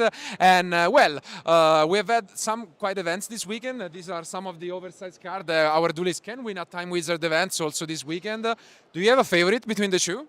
Oh, I definitely prefer Brownek because Brownek was one of my favorite cards back when I was playing Tango Plants. That was such a good card. Okay, nice. And talking of such old memories, what's your favorite memory in general from all of these years playing Yu-Gi-Oh? Oh, it must have been my win when I won a YCS back in the days. It was an incredible feeling. Only won one, but that was incredible. Like, I will never forget that moment when I went for game, got up, and had that event. But I have had so many good memories throughout the days, made so many great friends, so many good travels, good food. Like, I'm so grateful for Yu-Gi in general, but that has to be my favorite moment of all time. Perfect. That's great to hear it. And just as a final question, talking of these kind of memories, do you have actually a favorite card of all time? Oh, this is great. This is the first time I ever get to mention this. Okay. Nobody will know this card, but it is Violent Rain. Look it up, people. That's the best card out there. And I've been rooting for it to become an ultimate in an OTS pack forever and ever and ever.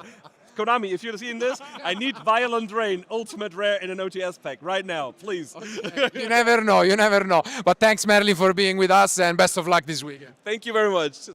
Hi, are you excited for this weekend? Incredibly excited, very happy to be here in Bologna. And you came all the way from? Vienna. Woo. Wow, long journey, and what do you love about coming over here, the Italian atmosphere and tournaments? First of all, the best thing about Italy in general is the food. I mean, as you can tell, you know, but I mean, the community is incredible. I love coming here, I love seeing the people, and I just enjoy the game in general, here especially. Nice, beautiful to hear. And here with us, we have some of these oversized cards you can all win this weekend in public events. Are you team Dark Magician Girl or team Bryonak, the Dragon of the Ice Barrier? I mean, absolutely team Bryonak. Okay. One of the most iconic cards, right? Absolutely, absolutely, yes. And what do you expect in general for this weekend? Do you have a favorite deck that we could see this from our duelists? So I think in general a very favorite pick is Mitsurugi Raziel, right? But I think that Mitsurugi Fiendsmith will perform a lot better. I expect Mitsurugi Fiendsmith to win, and I expect the Austrians to win this event. Ay. Dear Italians, you need to step it up, but thank you for being with us, and congrats on the sharp elegance. Maybe you should be a commentator, not us. I mean, please, if you have an offer, send it to me, yeah? Okay, thank you.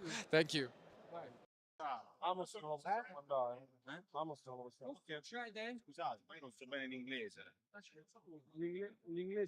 L'inglese non lo sa.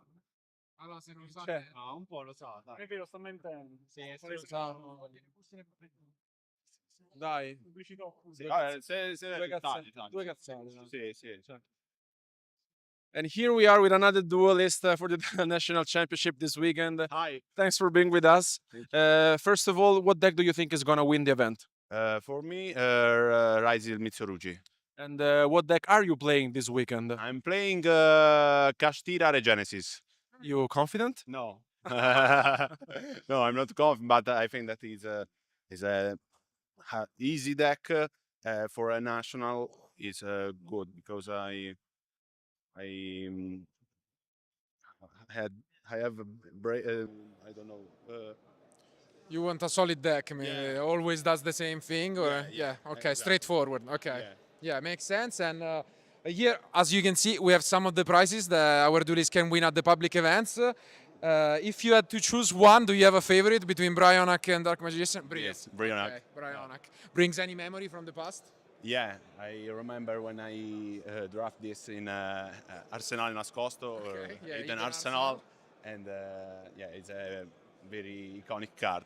Okay, nice. And speaking of iconic cards and decks, what is your favorite deck of all time that you played? I think Infernity Xyz. Oh, okay, Infernity. Tom Payne will be happy hearing from you back home.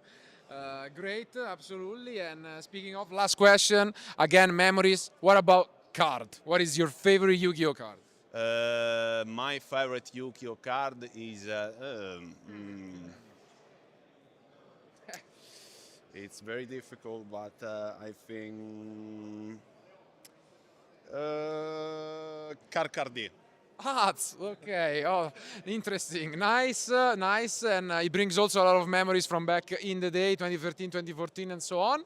Thank you for being with us. Best of luck and see you around this weekend. Thank you. I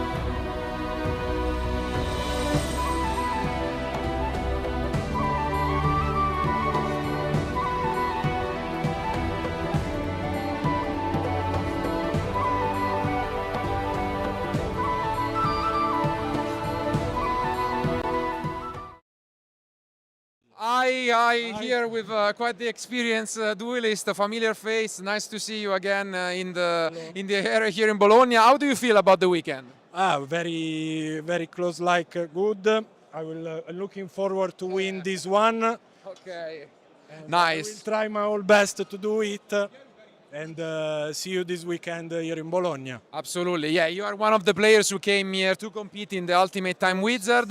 You have had quite some success already with quite a strong recent finish. Yes. So you wanna, redeem yourself once more, no? Yes, of course. Playing the same deck, of course. Okay.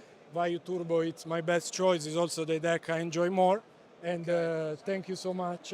This is beautiful, by the way. Yes, but I don't know. Usually you say that you shouldn't touch the trophy that you want to go for.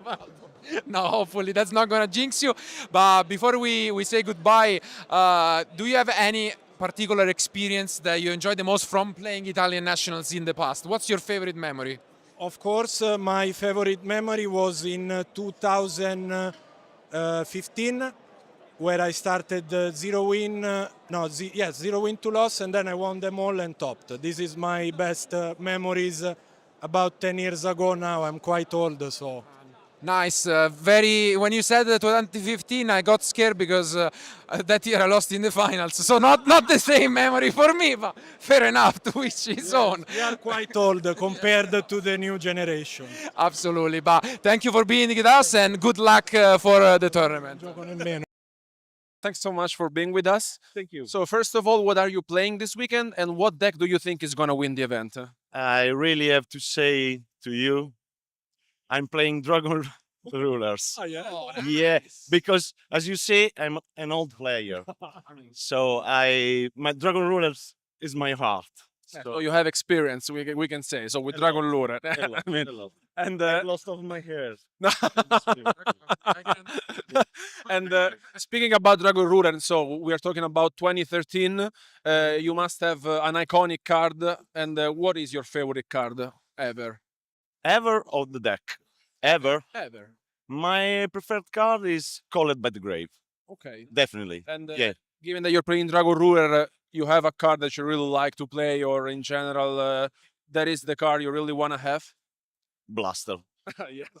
Okay. Blaster is the best. And as you can see, talking about older formats, we have 2 OG cards of Yu-Gi-Oh! If you have to pick one, would you pick the Dark Magician Girl or the Bryonac? Bryonac for sure. Yeah. I mean, it's technically a dragon, although not. It's a sea serpent. It's dragon in the name, right? Yeah, true. Yeah. So we gotta stick to dragons.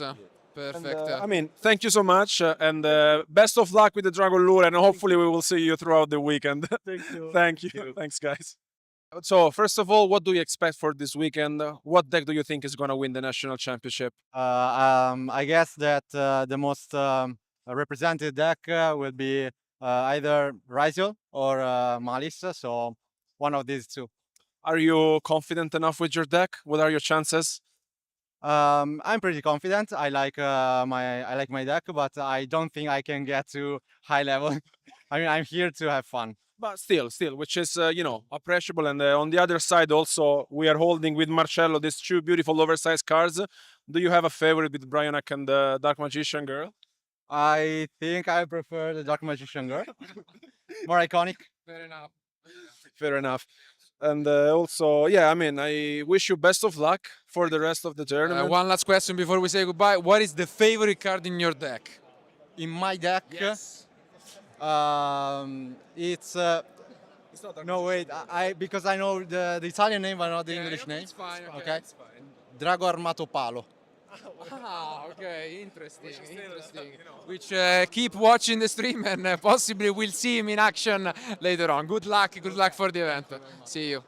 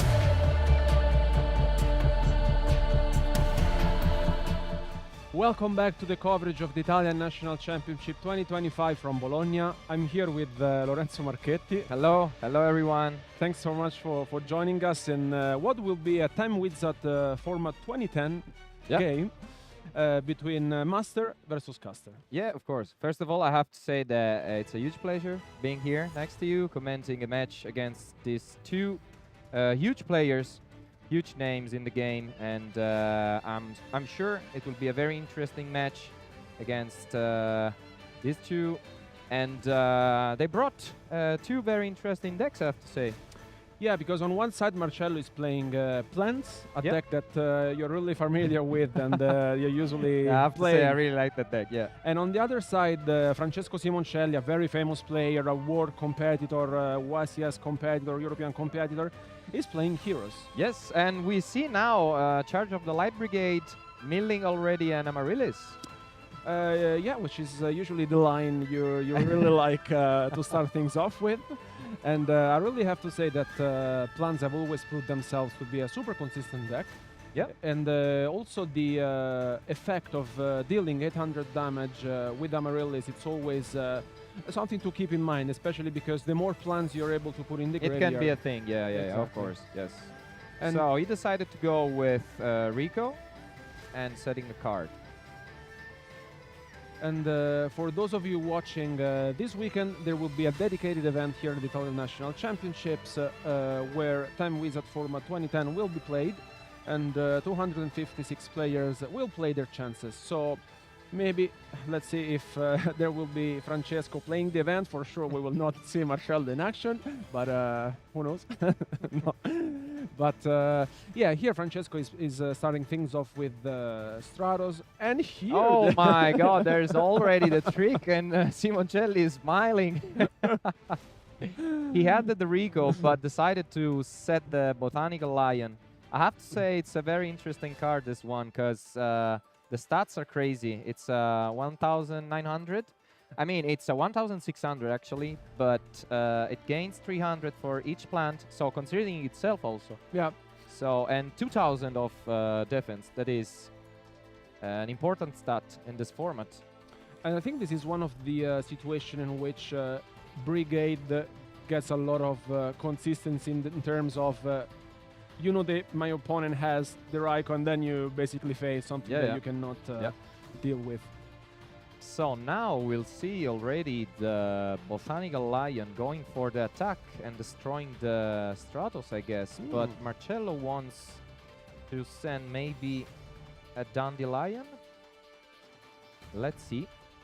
I mean, if he has a Longfire Blossom, this is huge. This is gonna be huge, yeah.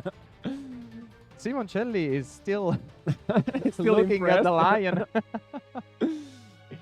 Oh, and he there's a decides to Longfire. go with Longfire. Maybe he sees some lines that we don't see. Oh, so there's we the have the fertilizer.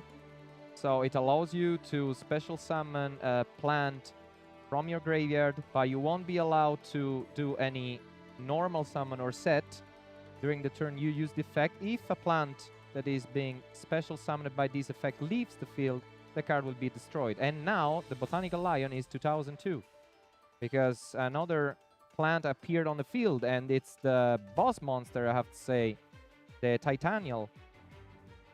Is this something that you usually do when you activate the first Longfire? You also go for the second one Exactly, right away? yeah. So you have another target for Amaryllis, because by banishing one plant, you will be able to special summon it from the graveyard in defense position.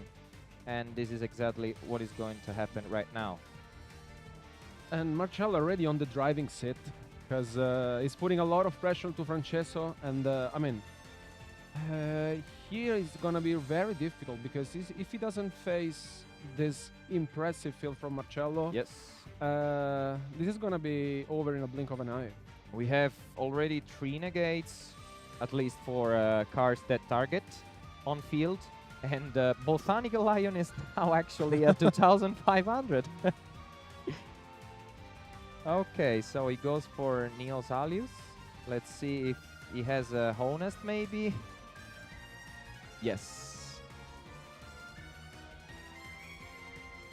Do you like this line, like playing right away, discarding the Honest, or maybe he could have sit on it, maybe passing into Marcello. Is he just afraid that maybe...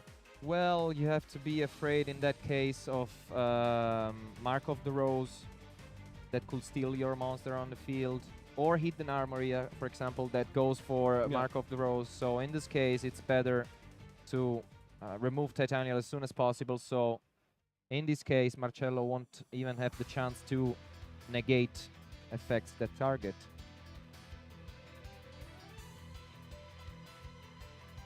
Here, what do? You just enter, but you just switch Amaryllis into attack position, enter battle phase. I mean, it depends on... Ooh. Oh, there's Lila. This is nice. So he wants to pop one card. He's smashing the cards on the on the field. It goes randomly, so goes for that one. Let's see. It's MST.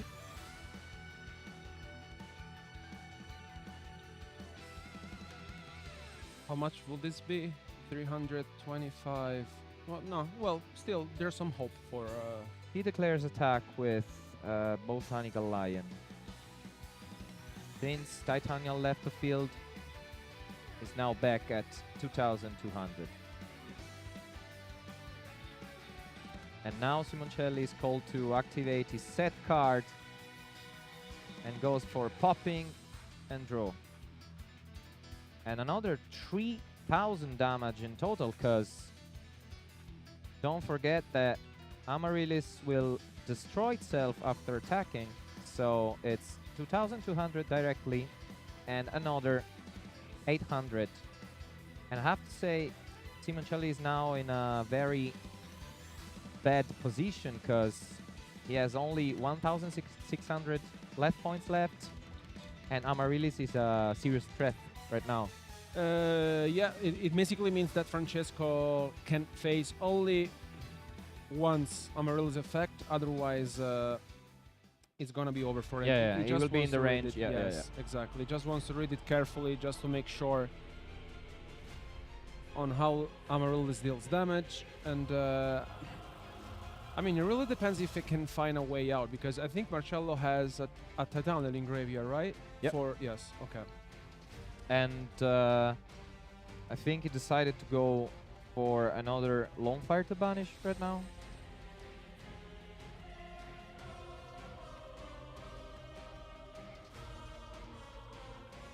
Maybe Francesco was just hoping for a Didi Warrior Lady in this situation to get rid of the Amaryllis, but that is not the case. Yes. Well, the Ocean is the card added for reinforcement of the army.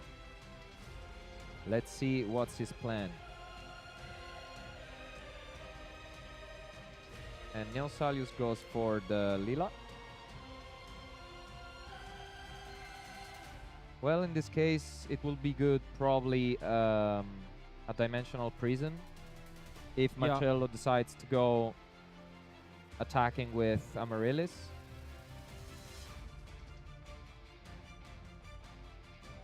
Well, I think he's still thinking on the monster to attack.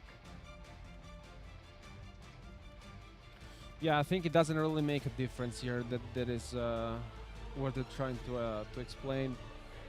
Well, if that's not a Dimensional Prison, as we were saying, it's gonna be bad.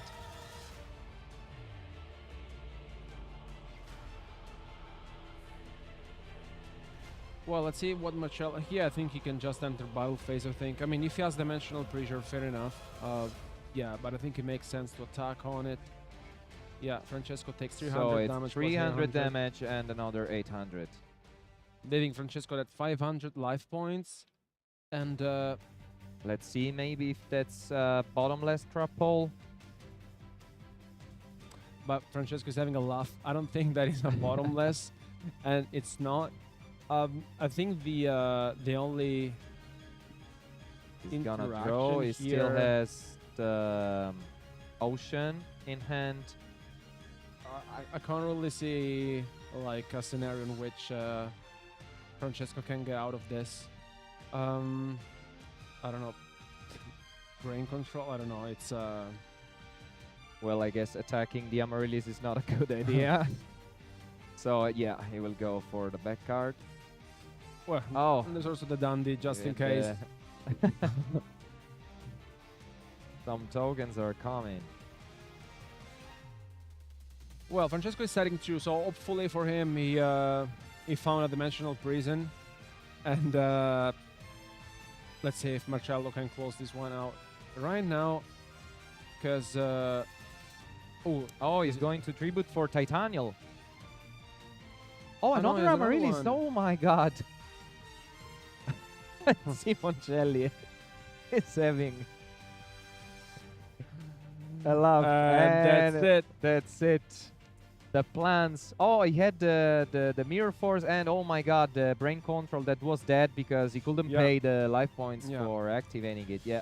It was a very interesting match, game between Francesco and Marcello.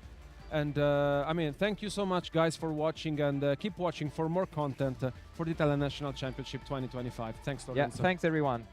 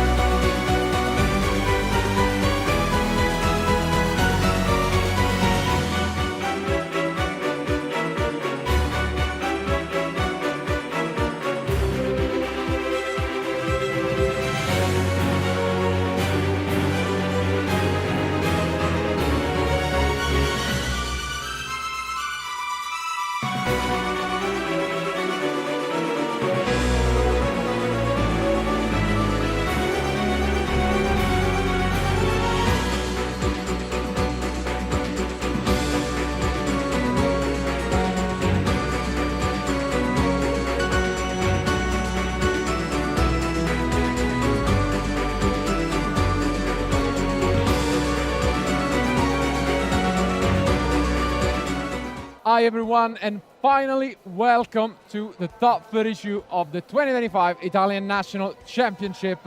It all come down to these 5 remaining matches to crown who will be the national champion. And after these hard-fought 11 rounds of Swiss, well, we have a bit of a throwback all the way back to round 1 yesterday, where we saw Lorenzo Muselli, current back-to-back champion, trying to defend his title. Well, he had quite a rough start, because after 4 rounds, he was down to a 2-2 score. As you can see, he managed to go 7-0, and he's made it once again. Yeah, I got the chance to talk to him yesterday during the event, while it was 2-2, honestly, and he told me, yeah, I wanna win them all. And I guess he did that. And now he's having his chance to advance into the top 16, facing his opponent Riccardo, who is sitting on Crystron, and a deck who is, I think, very difficult to play against, super consistent, and I'm really curious to see, honestly, how Lorenzo will try his best to face this deck. Yeah, for anyone who missed it, obviously in round 1, Lorenzo is playing Malice. They are playing a similar deck list as always with Diego, which had a very solid performance, going X1, Diego, and also a former national champion. So, I mean, this top cut is stacked, and we'll be able to give you guys more infos about who made it, but also, most importantly, what is the deck breakdown for the event. But for sure, congratulations to the opponent of Lorenzo, because making it all the way with Crystron is quite exciting, and I want to see what he has in store for us, some synchro action. So I'd say without further ado, let's not keep you guys posted. Let's go to game 1.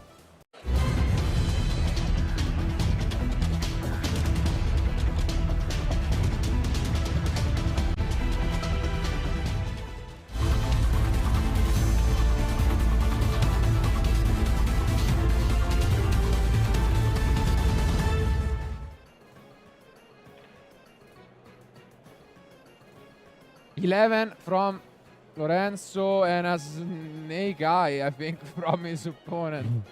I mean, not the best start.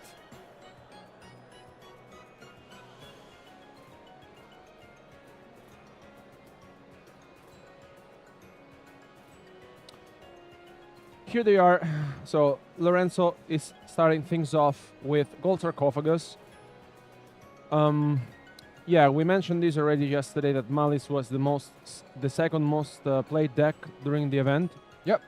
And honestly, it's I mean, he's showing up strongly, especially because if you are Lorenzo's opponent into the top cut, I think you can be a bit afraid, right? I mean, absolutely. As mentioned, at some point during this tournament, Lorenzo was facing 12 rounds that he should win in a row to make it, and now we are only down to 5. He has managed to go 7-0 after that brutal start, and I mean, you gotta give him the best chances to just become a 3-time consecutive national champion, which I think has never been done in the game.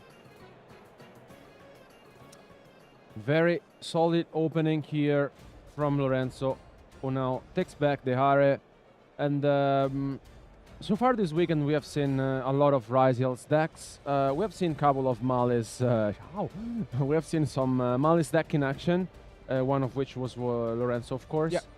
And I think it makes a lot of sense, especially because he's always played deck which are super consistent, and he is a fan of playing 3 ops.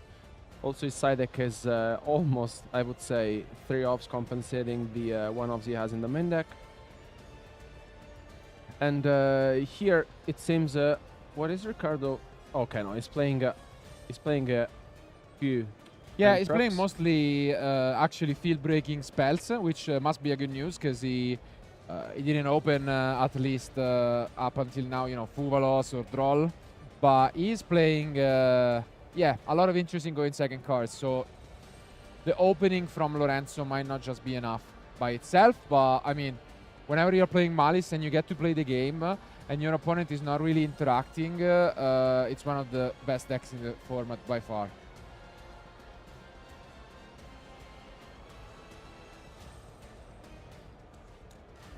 And I mean, he has done it multiple times across this event. I mean, one of the key components in Lorenzo's deck are Bestials. He's playing 6. Although they are not good against the Christian side of things, he's actually using a lot of the Horus cards with the King's Sarcophagus. So against those, Bestials could actually be pretty nice. Let's see. And something that we haven't mentioned is I'm really curious to see the bracket of the top 32 because Diego Ganzerli is still in. And we need to remind you that last year the final was between Diego Ganzerli and Lorenzo Muselli. And at the Italian Open, Diego Ganzerli was able to crown his title, his back-to-back title at the Italian Open. Yeah. So, I mean, we really need to say it before... yeah, we'll be able to show you guys later on the bracket and maybe, we can get into some predictions. But for now, it's Lorenzo just doing his thing. As you can see, able to come up with both link freeze, so having the time of his life at the moment.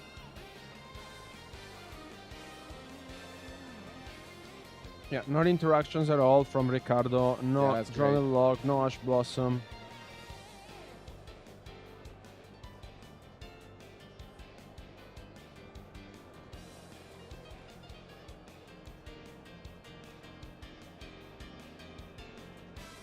Yeah, White Binder comes back.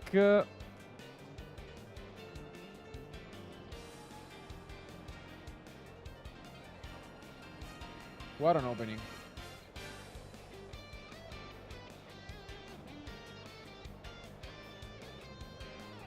Yeah, I think this is one of the few times in which we can see Malice at full speed. Essentially, there's no interruption from Riccardo's side, and here Lorenzo is basically free to combo off, and yeah, he had the full loss if he lost the die roll.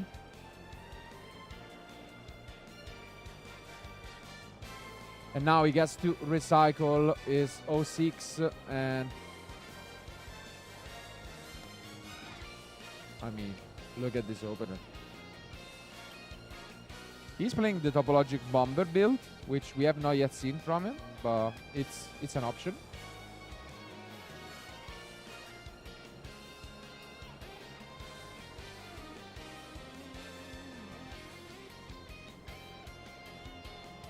But no, he's not stopping at all. As you can see now with the Wizard, able to bring everything back and climb further.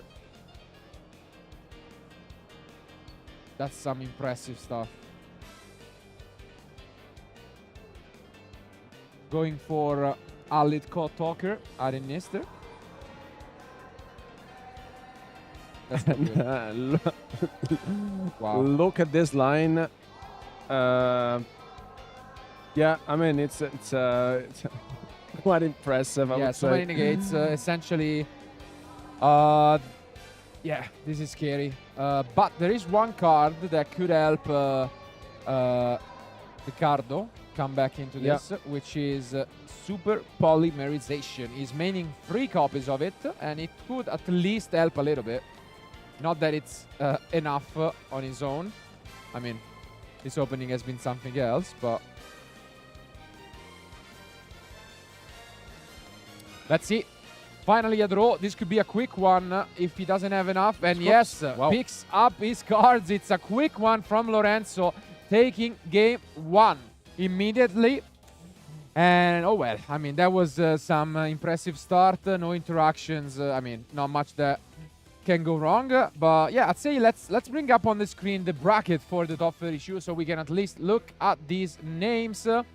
Obviously, some familiar ones, Giannocaroda in particular. I mean, we have seen him with the Memento deck, showing dominance across, you know, the field. So it will be interesting to see whether he can finally have that breakthrough performance that he is missing. And from this side of the bracket, we go to the next. Again, some guys we have seen like Matteo Altamura, And yeah, I mean, we do have stacked numbers of player, a lot of different decks as well. But unfortunately, yeah, I think they are gonna be on the same side, because as you can see here, Diego is against actually Matteo, who made it. Yep. We had him on stream in the last round. He defeated Esteban Re, but he made it to the top cut, so congratulations to him. And we also have Matteo Parenti, former also incredible player from Italy. And I think that means that if we go to the last side, they can meet in the top 4, not in the finals, I'm pretty sure. Still, I mean, that could be a match to witness, as we can see here, because Lorenzo's match is the last one in the bracket, table 16. And Riccardo is standing in his way, but only one game separates Lorenzo from advancing. It would be interesting to know whether he is aware of the deck that his opponent is playing. Obviously, top 32, quite likely, but technically Riccardo picked up his cards without revealing any. So. Which I think still makes sense because, I mean, like Lorenzo has been playing at the top tables, I think, only in the last 2 rounds, I would say, because of his score. And they had the same score, so basically they could have been, you know, neighbors. Next to each other. Yes, exactly. But let's see, finally, if we can get to see some Christian combos in action. Our duelists are ready. Let's go to game 2.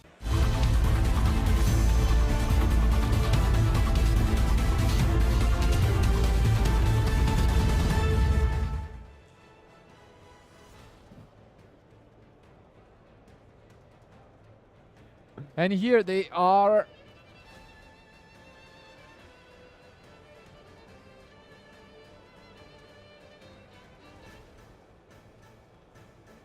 We have seen the Christian deck in the past. And as we have mentioned, there is the King Sarcophagus, which can enable some pretty interesting combos. Let's see what Riccardo is going to open up with. And it's quite the unusual opener, actually. And you can tell that even Lorenzo is having a look at it. Because it's the one of this burn. But okay, that's a nice one. We have, not opening like the free offs in deck, but the Sulfador allows you to extend quite nicely. And do we see any response from Lorenzo? Doesn't seem like it.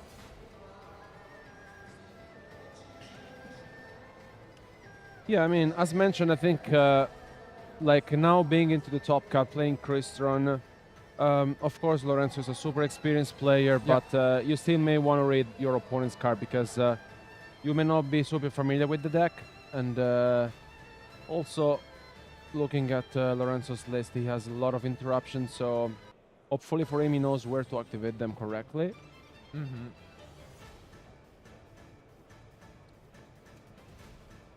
I mean, right now we are locked into Machine Monsters from the extra deck, but it's a pretty decent setup because we can banish the Tisburn from grave to add any Christian monster, as well as now probably setting up, as expected, a Sulfenir, which can then be used to special summon it back and extend even more. I mean, the key card is the Sulfenir. Usually you discard a card, bring it back, pop itself, and then special summon one from deck. But no, that's it. Yeah, with the Lancia being activated from Lorenzo, it stopped him completely. Yeah.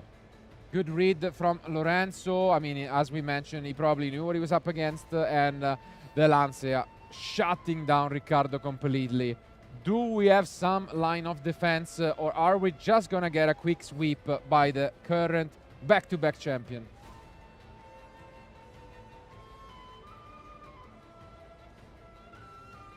Linguribo possibly shutting down this face down card. And now Riccardo could interact, but he does not. And this is a great opener. And Riccardo has 2 cards in hand, right? Yeah. Yeah. There's the Ash Blossom being activated from him, which it's okay. Okay, there's the super and a super polymerization. Didn't see it going second, but he see the card going first, and he's gonna clear the field of Lorenzo. Do we have a way to push Or are we just gonna pass back? And if that is the case... wow, there's the talent. There is the talent. Wow. Tough spot. It depends what Lorenzo is Are we holding. just gonna draw? I guess so. Yeah. We go and hope to draw. You know, Gold Sarcophagus, Field Spell, all of those cards would be pretty good here. Even Bestials are okay, to be fair. So we have a lot of possible interesting draws. Yeah, there are a lot of different cards, honestly, that could help Lorenzo out. Do we get any, is the question. The one talent.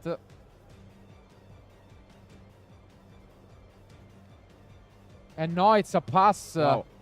Wow. Maybe another Lancia in the draw phase. Not quite. And this might be extremely troublesome. Also, because if I remember correctly, he is not playing Nibiru at all. Yeah, he is not. And so we start things out with the Tisvern, trying to search the deck for a Crystron. It does resolve. Wow, so unlucky from Lorenzo that he didn't draw any. Yeah. And there's a And draw. at least comes the draw at Lockbird. He really needs to hold off this aggression, but there is still so much that Riccardo can do, technically. Yeah, and here comes the ace card of the deck, the Tristaros. So annoying because essentially, as long as your opponent activates any card, it can extend your plays. But we go straight into a Synchro for the Skeletus. Obviously, we are not able to add from deck, but we can totally add from the graveyard.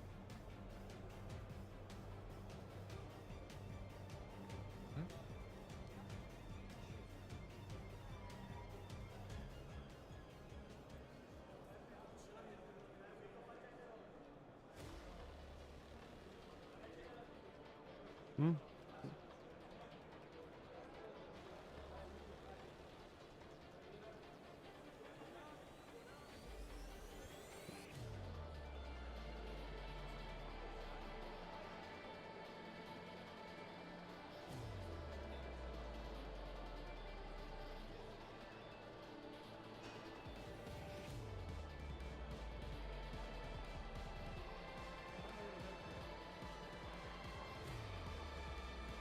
And yeah, we push further and we can activate the Sulfenir, which can bring itself special summon. And yeah, I mean, what can Lorenzo do to stop this aggression?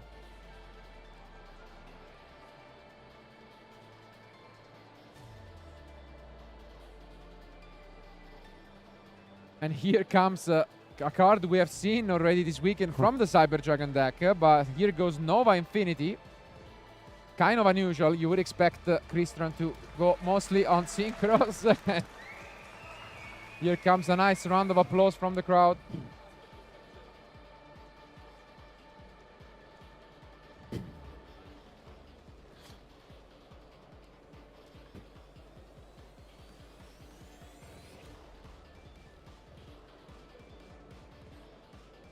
Yeah. And that's it. So Riccardo, even the scores, it's 1-1. It's not going to be that easy for Lorenzo to take this one home.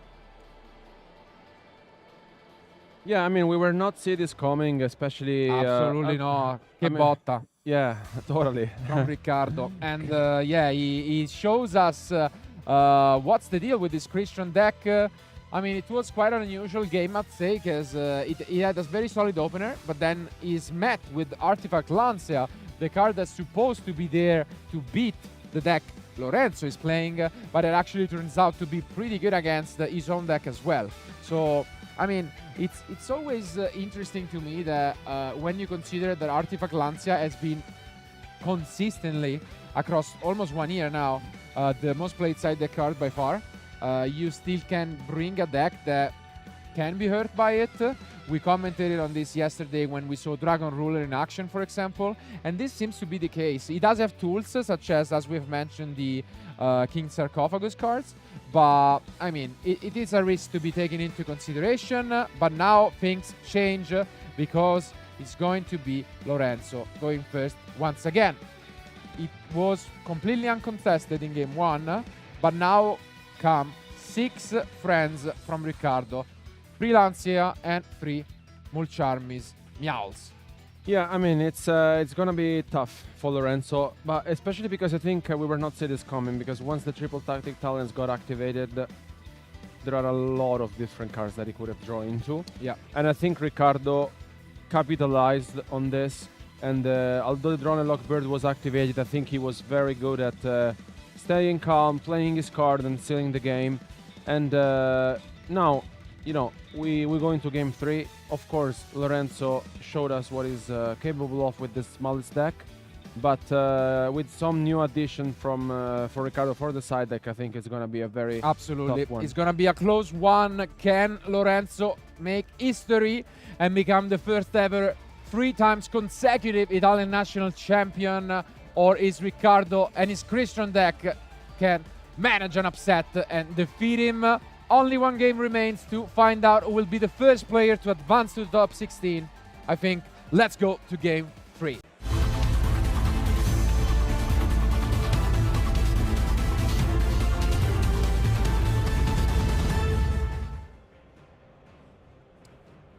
The tension is palpable. You can hear, of course, there is a huge crowd gathering, as from our starting 1,400 players, we are down to the best 32.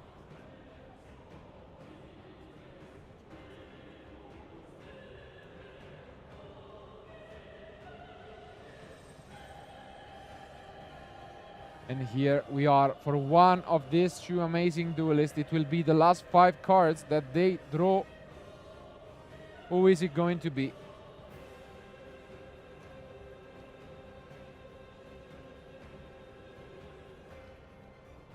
Nice fist pump and important questions to be asked. Do we see Mulcharmis immediately? And main phase for Lorenzo.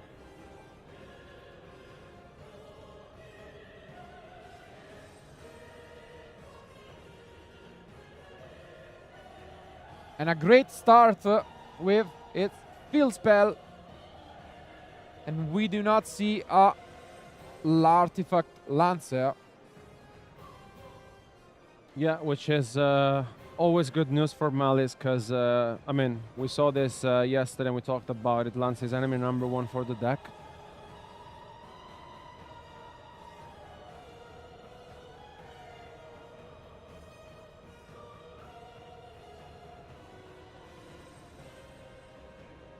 Let's see.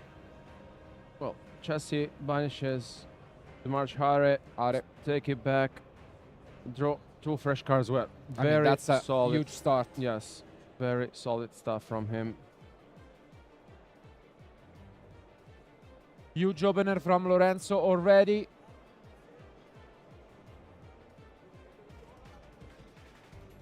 We're gonna access our extra deck, which could signal some Adignister cards. Do we have the backup? Can't see. Maybe it's the Are. Yeah, it's just the Are we knew about.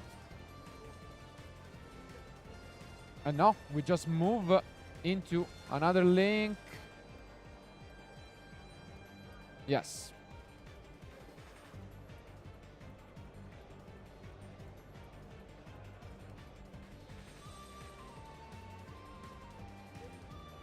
And yeah, it's just a splash mage. Yeah, it seems once again that maybe Lorenzo might have drawn into some interruptions, not extenders. And yeah, no response from Riccardo, as in the previous game 1.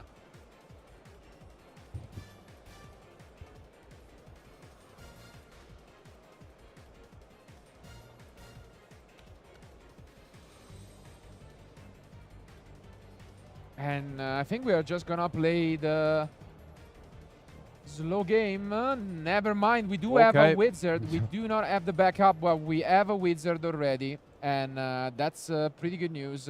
We just added a second copy of the underground for next turn. But this is pretty solid still. And now we can get the backup. Does Riccardo play? No, he also doesn't play any Nibiru. So as you can see, Lorenzo comfortably finding a alternate line to access his plays.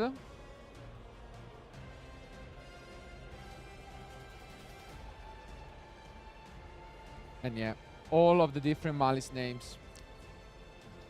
And once again, I mean, we can see Malice at full speed.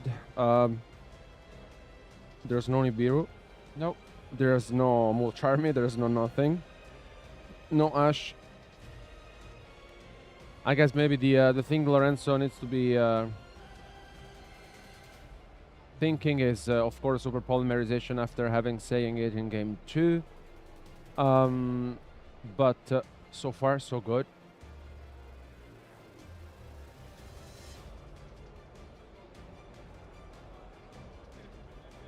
Yeah, it's a bit unfortunate. I mean, it's not like Riccardo is playing a full-on combo deck. He's playing all 9 Charmies and also, you know, Ash Launcher, draw. He has a lot of options. There's also the backup. Wow. Okay. The more he continues playing, the more interesting it gets. Because now he also chained the 06 to the white binder, banishing the white binder. Some of the backup.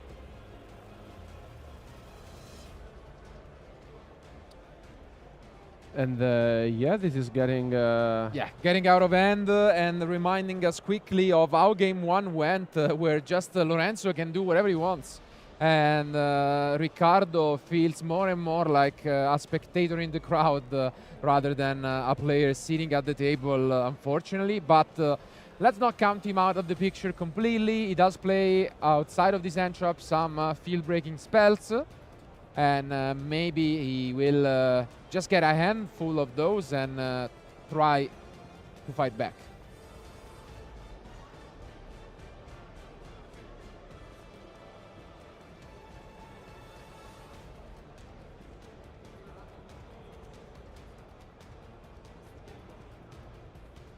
We have seen the plan from Lorenzo in the previous game, which was this allied Code Talker.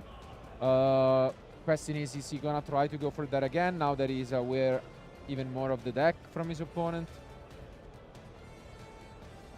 He has seen the super polymerization in the previous game, so he's also aware of those.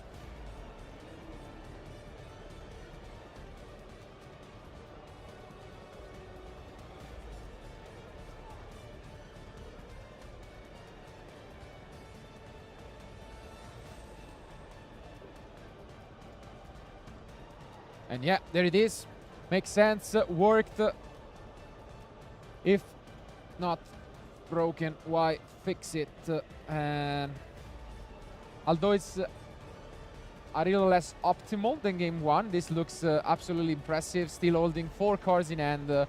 Pretty sure there is an Ash Blossom in there from Lorenzo. So can Riccardo find a solution? Do we have this super polymerization first of all?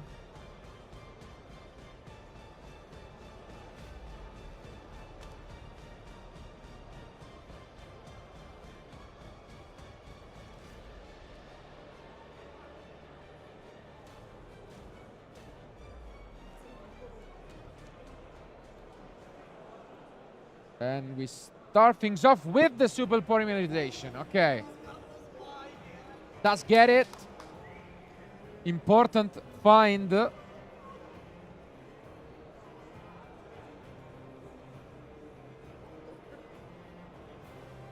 That's a great one to start things off, especially by having a live discard that we can. And it's also great use. that he discarded the this Miger, because basically he can banish it to out one Crystal Spell trap card from his deck. So very good one.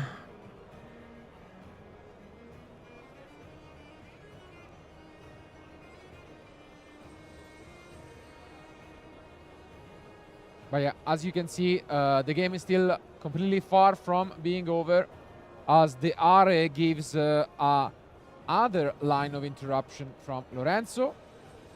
And we do have a Bestial to furthermore extend.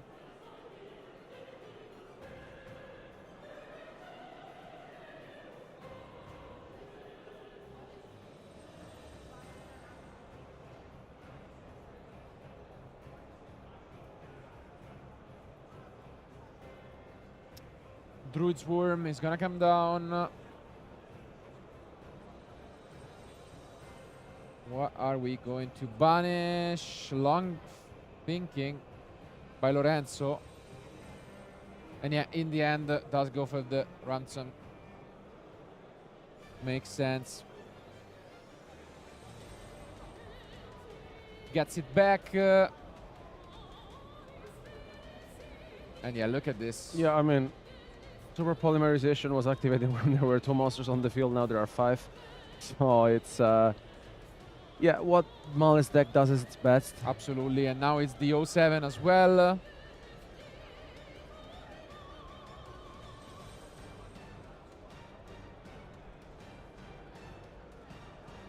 But here Riccardo stops him, possibly wanting to interact, and he does so with a Forbidden Droplet, only for 1, I believe. This way he prevents it from being banished.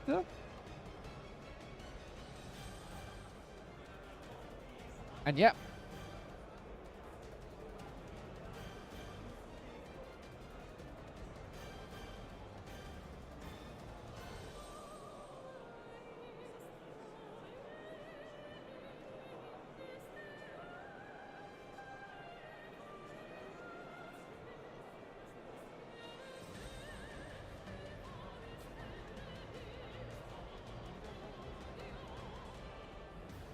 I mean, we did mention it when Riccardo was not really interacting with Lorenzo. The only hope was to draw some of the spells. He did open both Droplet and Poly.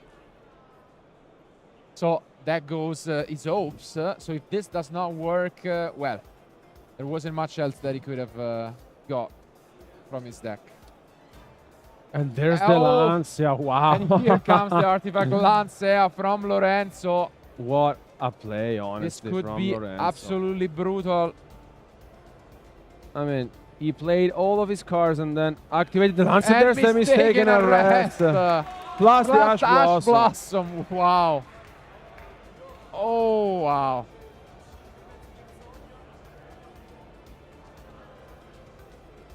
Wow.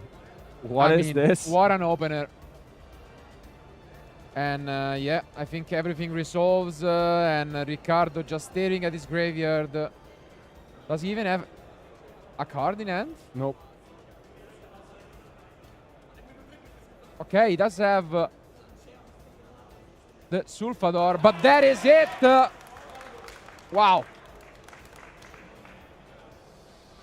What more can we say about Lorenzo Muselli? I mean, what a player, what a mindset. As mentioned, after 4 rounds yesterday, he was on a 2-2 score, and I don't think many players can climb back from that, winning 7 rounds in a row to clutch a spot into the top 32, and now win again, so 8 wins in a row, and he's in the top 16. Yeah, I mean, I'm getting chills, to be fair, because last year already we were mentioning he basically did something impossible, I would say. And here now again, now he's in top 16, 1 by 1. 4 more. Yes. I mean, 4 more. And I mean, congratulations still to Riccardo. I think whenever we will get the deck breakdown, we will, give you guys more information about the different decks that we do have. But it's an incredible, I think, show of going through 11 rounds, making it to top 32 with Crystron, a deck that not many people considered, to be as top of a contender as others. And he still gave Lorenzo a hard fight, trying his best. And in the end, I mean, the opening in game 3 was something else. Yeah, I mean, it's Mistaken Arrest, Lancia, Ash Blossom, plus all the combo. is really showing us and proving that he's one of the masters of Malice at the moment, and of course, like with such a hand, honestly, congratulations for advancing to top 15. But I mean, the tournament is getting into the most interesting parts. We have shown you guys the bracket, so I think we can also now finally show you the deck breakdown, and let's take a look at this. Wow, Malice, although it was the second most played deck after Mitsurugi Raisiel, managed to take it all the way to the first. So great conversion there. But as we can see, a lot of decks still around 10 different versions of Mitsurugi. Obviously, some Raisiel and some Pure. But then we also have Crystron. We have the deck that we have seen with, John Noccaro playing Memento. We have my favorite, which is Mermail, just to witness, some water plays, and even the other decks that are around the top cut. So very diverse top 30 issue, which is at times rare, because when you have a top 64, it's obviously much easier to find a lot of different decks. But this is beautiful. We have, at least 10 plus different decks in top 30 issue. That's usually a sign of a very healthy Yu-Gi-Oh period. And yeah, I'm happy that we will get to probably see a lot of different decks further on. So I think thank you guys for being with us, but I think we all want to hear some words from the man of the moment, or I don't know if so much of the moment, of the past 3 years in this Italian National Championship. So let's stay tuned, and we'll be back soon with Lorenzo for an interview.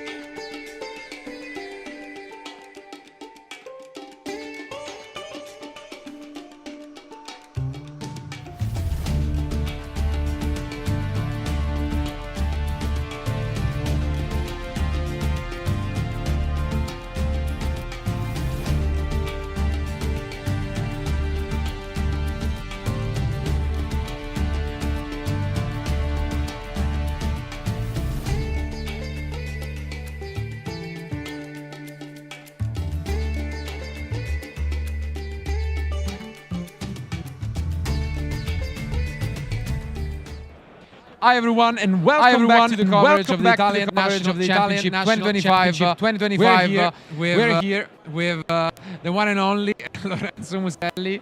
I mean, what more can we say? Congratulations on yet another amazing match. I've touched upon your story for this event. So going after 4 rounds, choo-choo, and then finding the mental fortitude to just keep on going. What is the secret? I don't know. One of my best friends, after the 4th round, went to me and says, "How was your score?" And I say to him 9-2 at the first and the 5th round. So Okay.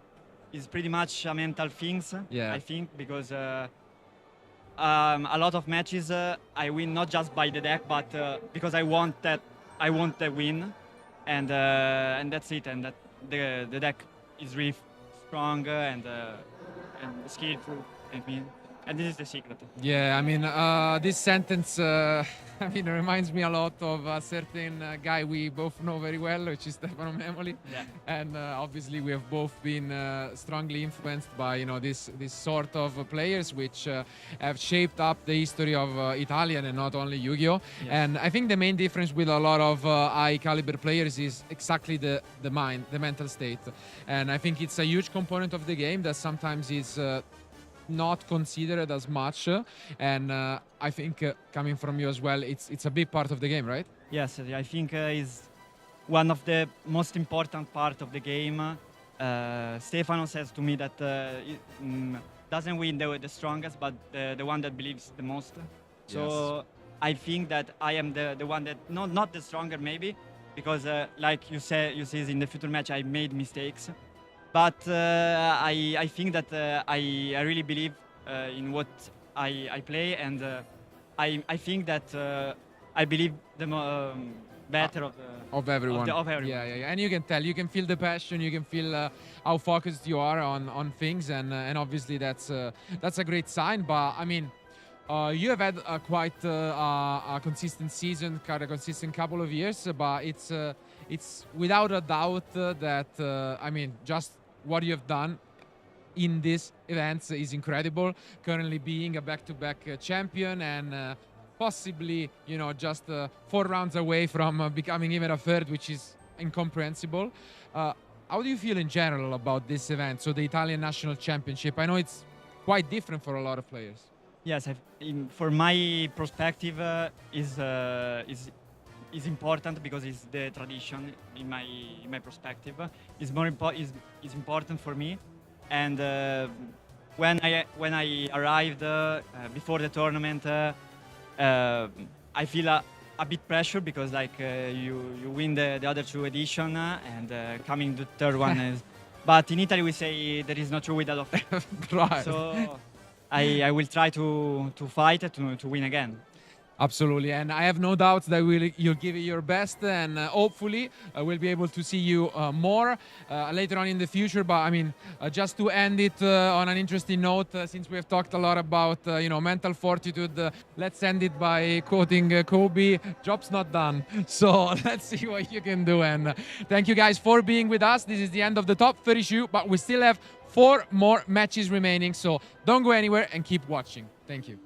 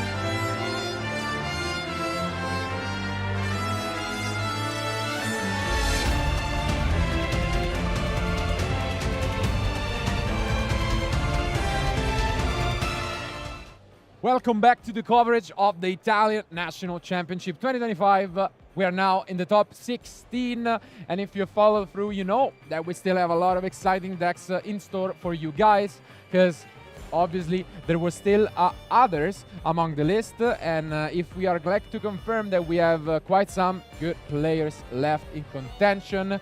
We have, well, a lot of exciting decks, let's say, and one of them we just couldn't wait to pick, as we have, as you could see, maybe on the left, a slightly bigger deck than normal, because it's 60 cards, And, oh well, it is the arguably deck that represents the most 60-card decks, which is Tier Element, showing off again after so much time and trying his best. And it's such an achievement that it was able to make it all the way to the top 16.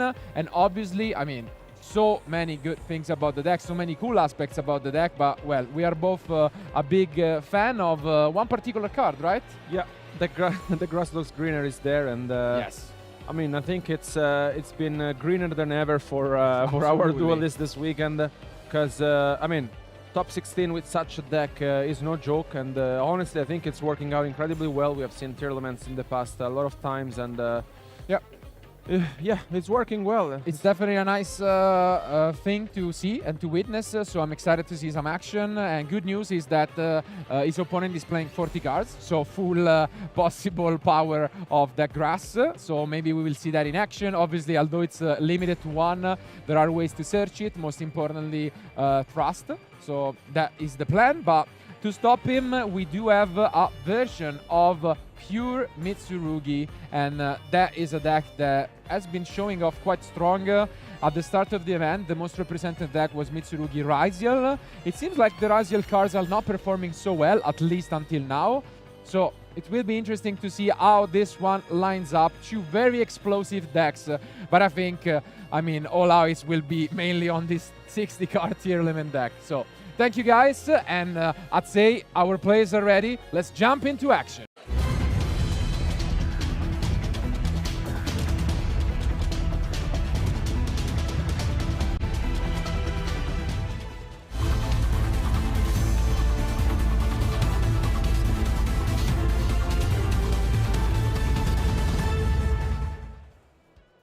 Here they are. Okay. Let's take a look at this roll. It's a 7 against an 8. Oh, and a kiss. I mean, must feel good. We're in on top 16, and we do get to see the Tier Element deck in action first. I think I see an engraver, so there are also Finsmith cards in the deck. And the rest of the end, not so promising. I think we managed to draw Finsmith in Paradise in 60 cards, which, I mean, crazy by itself. And then there is double Tier Element Kashtira, I think. I mean, I'm really curious to see the deck in action, especially because at 60 cards you can afford to play, you know, different engine, the Kashtira cards, for example. And there's, okay. Fuvalos. Interesting timing, I guess. But, yeah. I guess we are not gonna care all that much. We still push through with our plays. And let's see.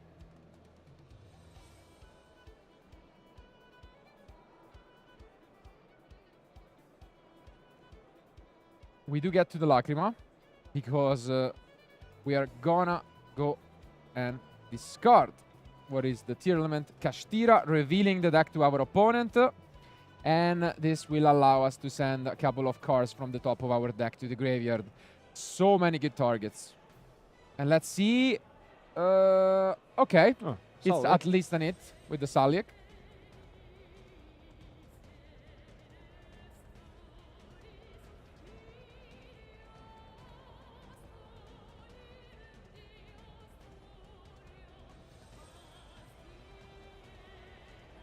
Thinking about the targets, maybe? I guess, I mean, it depends if he just wants to go, because already now, by having searched the Lacrima, the issue is that the normal summon of Rhino would make it a bit worse. But yeah, he's thinking about it. Obviously, we also have, and yeah, that's why we are actually gonna go and search Abnis instead. Yeah, fair enough that we have not seen Tier Element cards in a while, I guess. So the play will most likely be to use the other Tier Element cache to just send the cards from the top of the deck with the field effect. And we also have just the Lacrima. And yeah, here it is. We start things off with the special summon. Let's take a look at these cards. King Sarcophagus. Kind of a whiff, unfortunately. I mean, it is the day of average Parliament player. You know, it's gonna be a lot of up and downs, roller coaster of emotions. But I still like the fact that you know, throughout the weekend we managed to see a variety of decks, including Tierlements, which is the first time this weekend so far. And it's showing up strongly, especially because you know, although there are 60 cards in its deck, it's consistent because the more cards you send to the graveyard, the more access you have basically to your extra deck as well. Okay, we're gonna give the first draw from this Puvalos.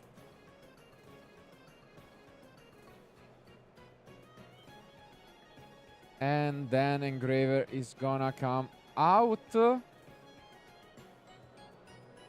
Not the, I mean, most impressive of openings, but there are some surprising hiding, I guess. Most importantly, I think a super polymerization. So, let's see. Definitely a lot of potential from the Mitsurugi deck to just completely tear this field apart. Or completely tear this field apart. I'll pretend I've not listened to it, but sure. Well, I mean, kind of a slow start because of the Fuvalos for sure, just to prevent more cards being drawn. And here, yeah, I mean, usual stuff, Abakiri, Sagi. So we know that there is not a real interaction. I guess there is a cute synergy with the super polymerization discarding the Finvit in Paradise. There is that, at least.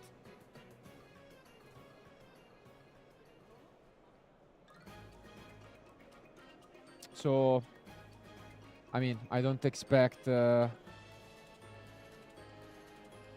Marco necessarily to know what he's up against in terms of possible face-down cards. Could really be any.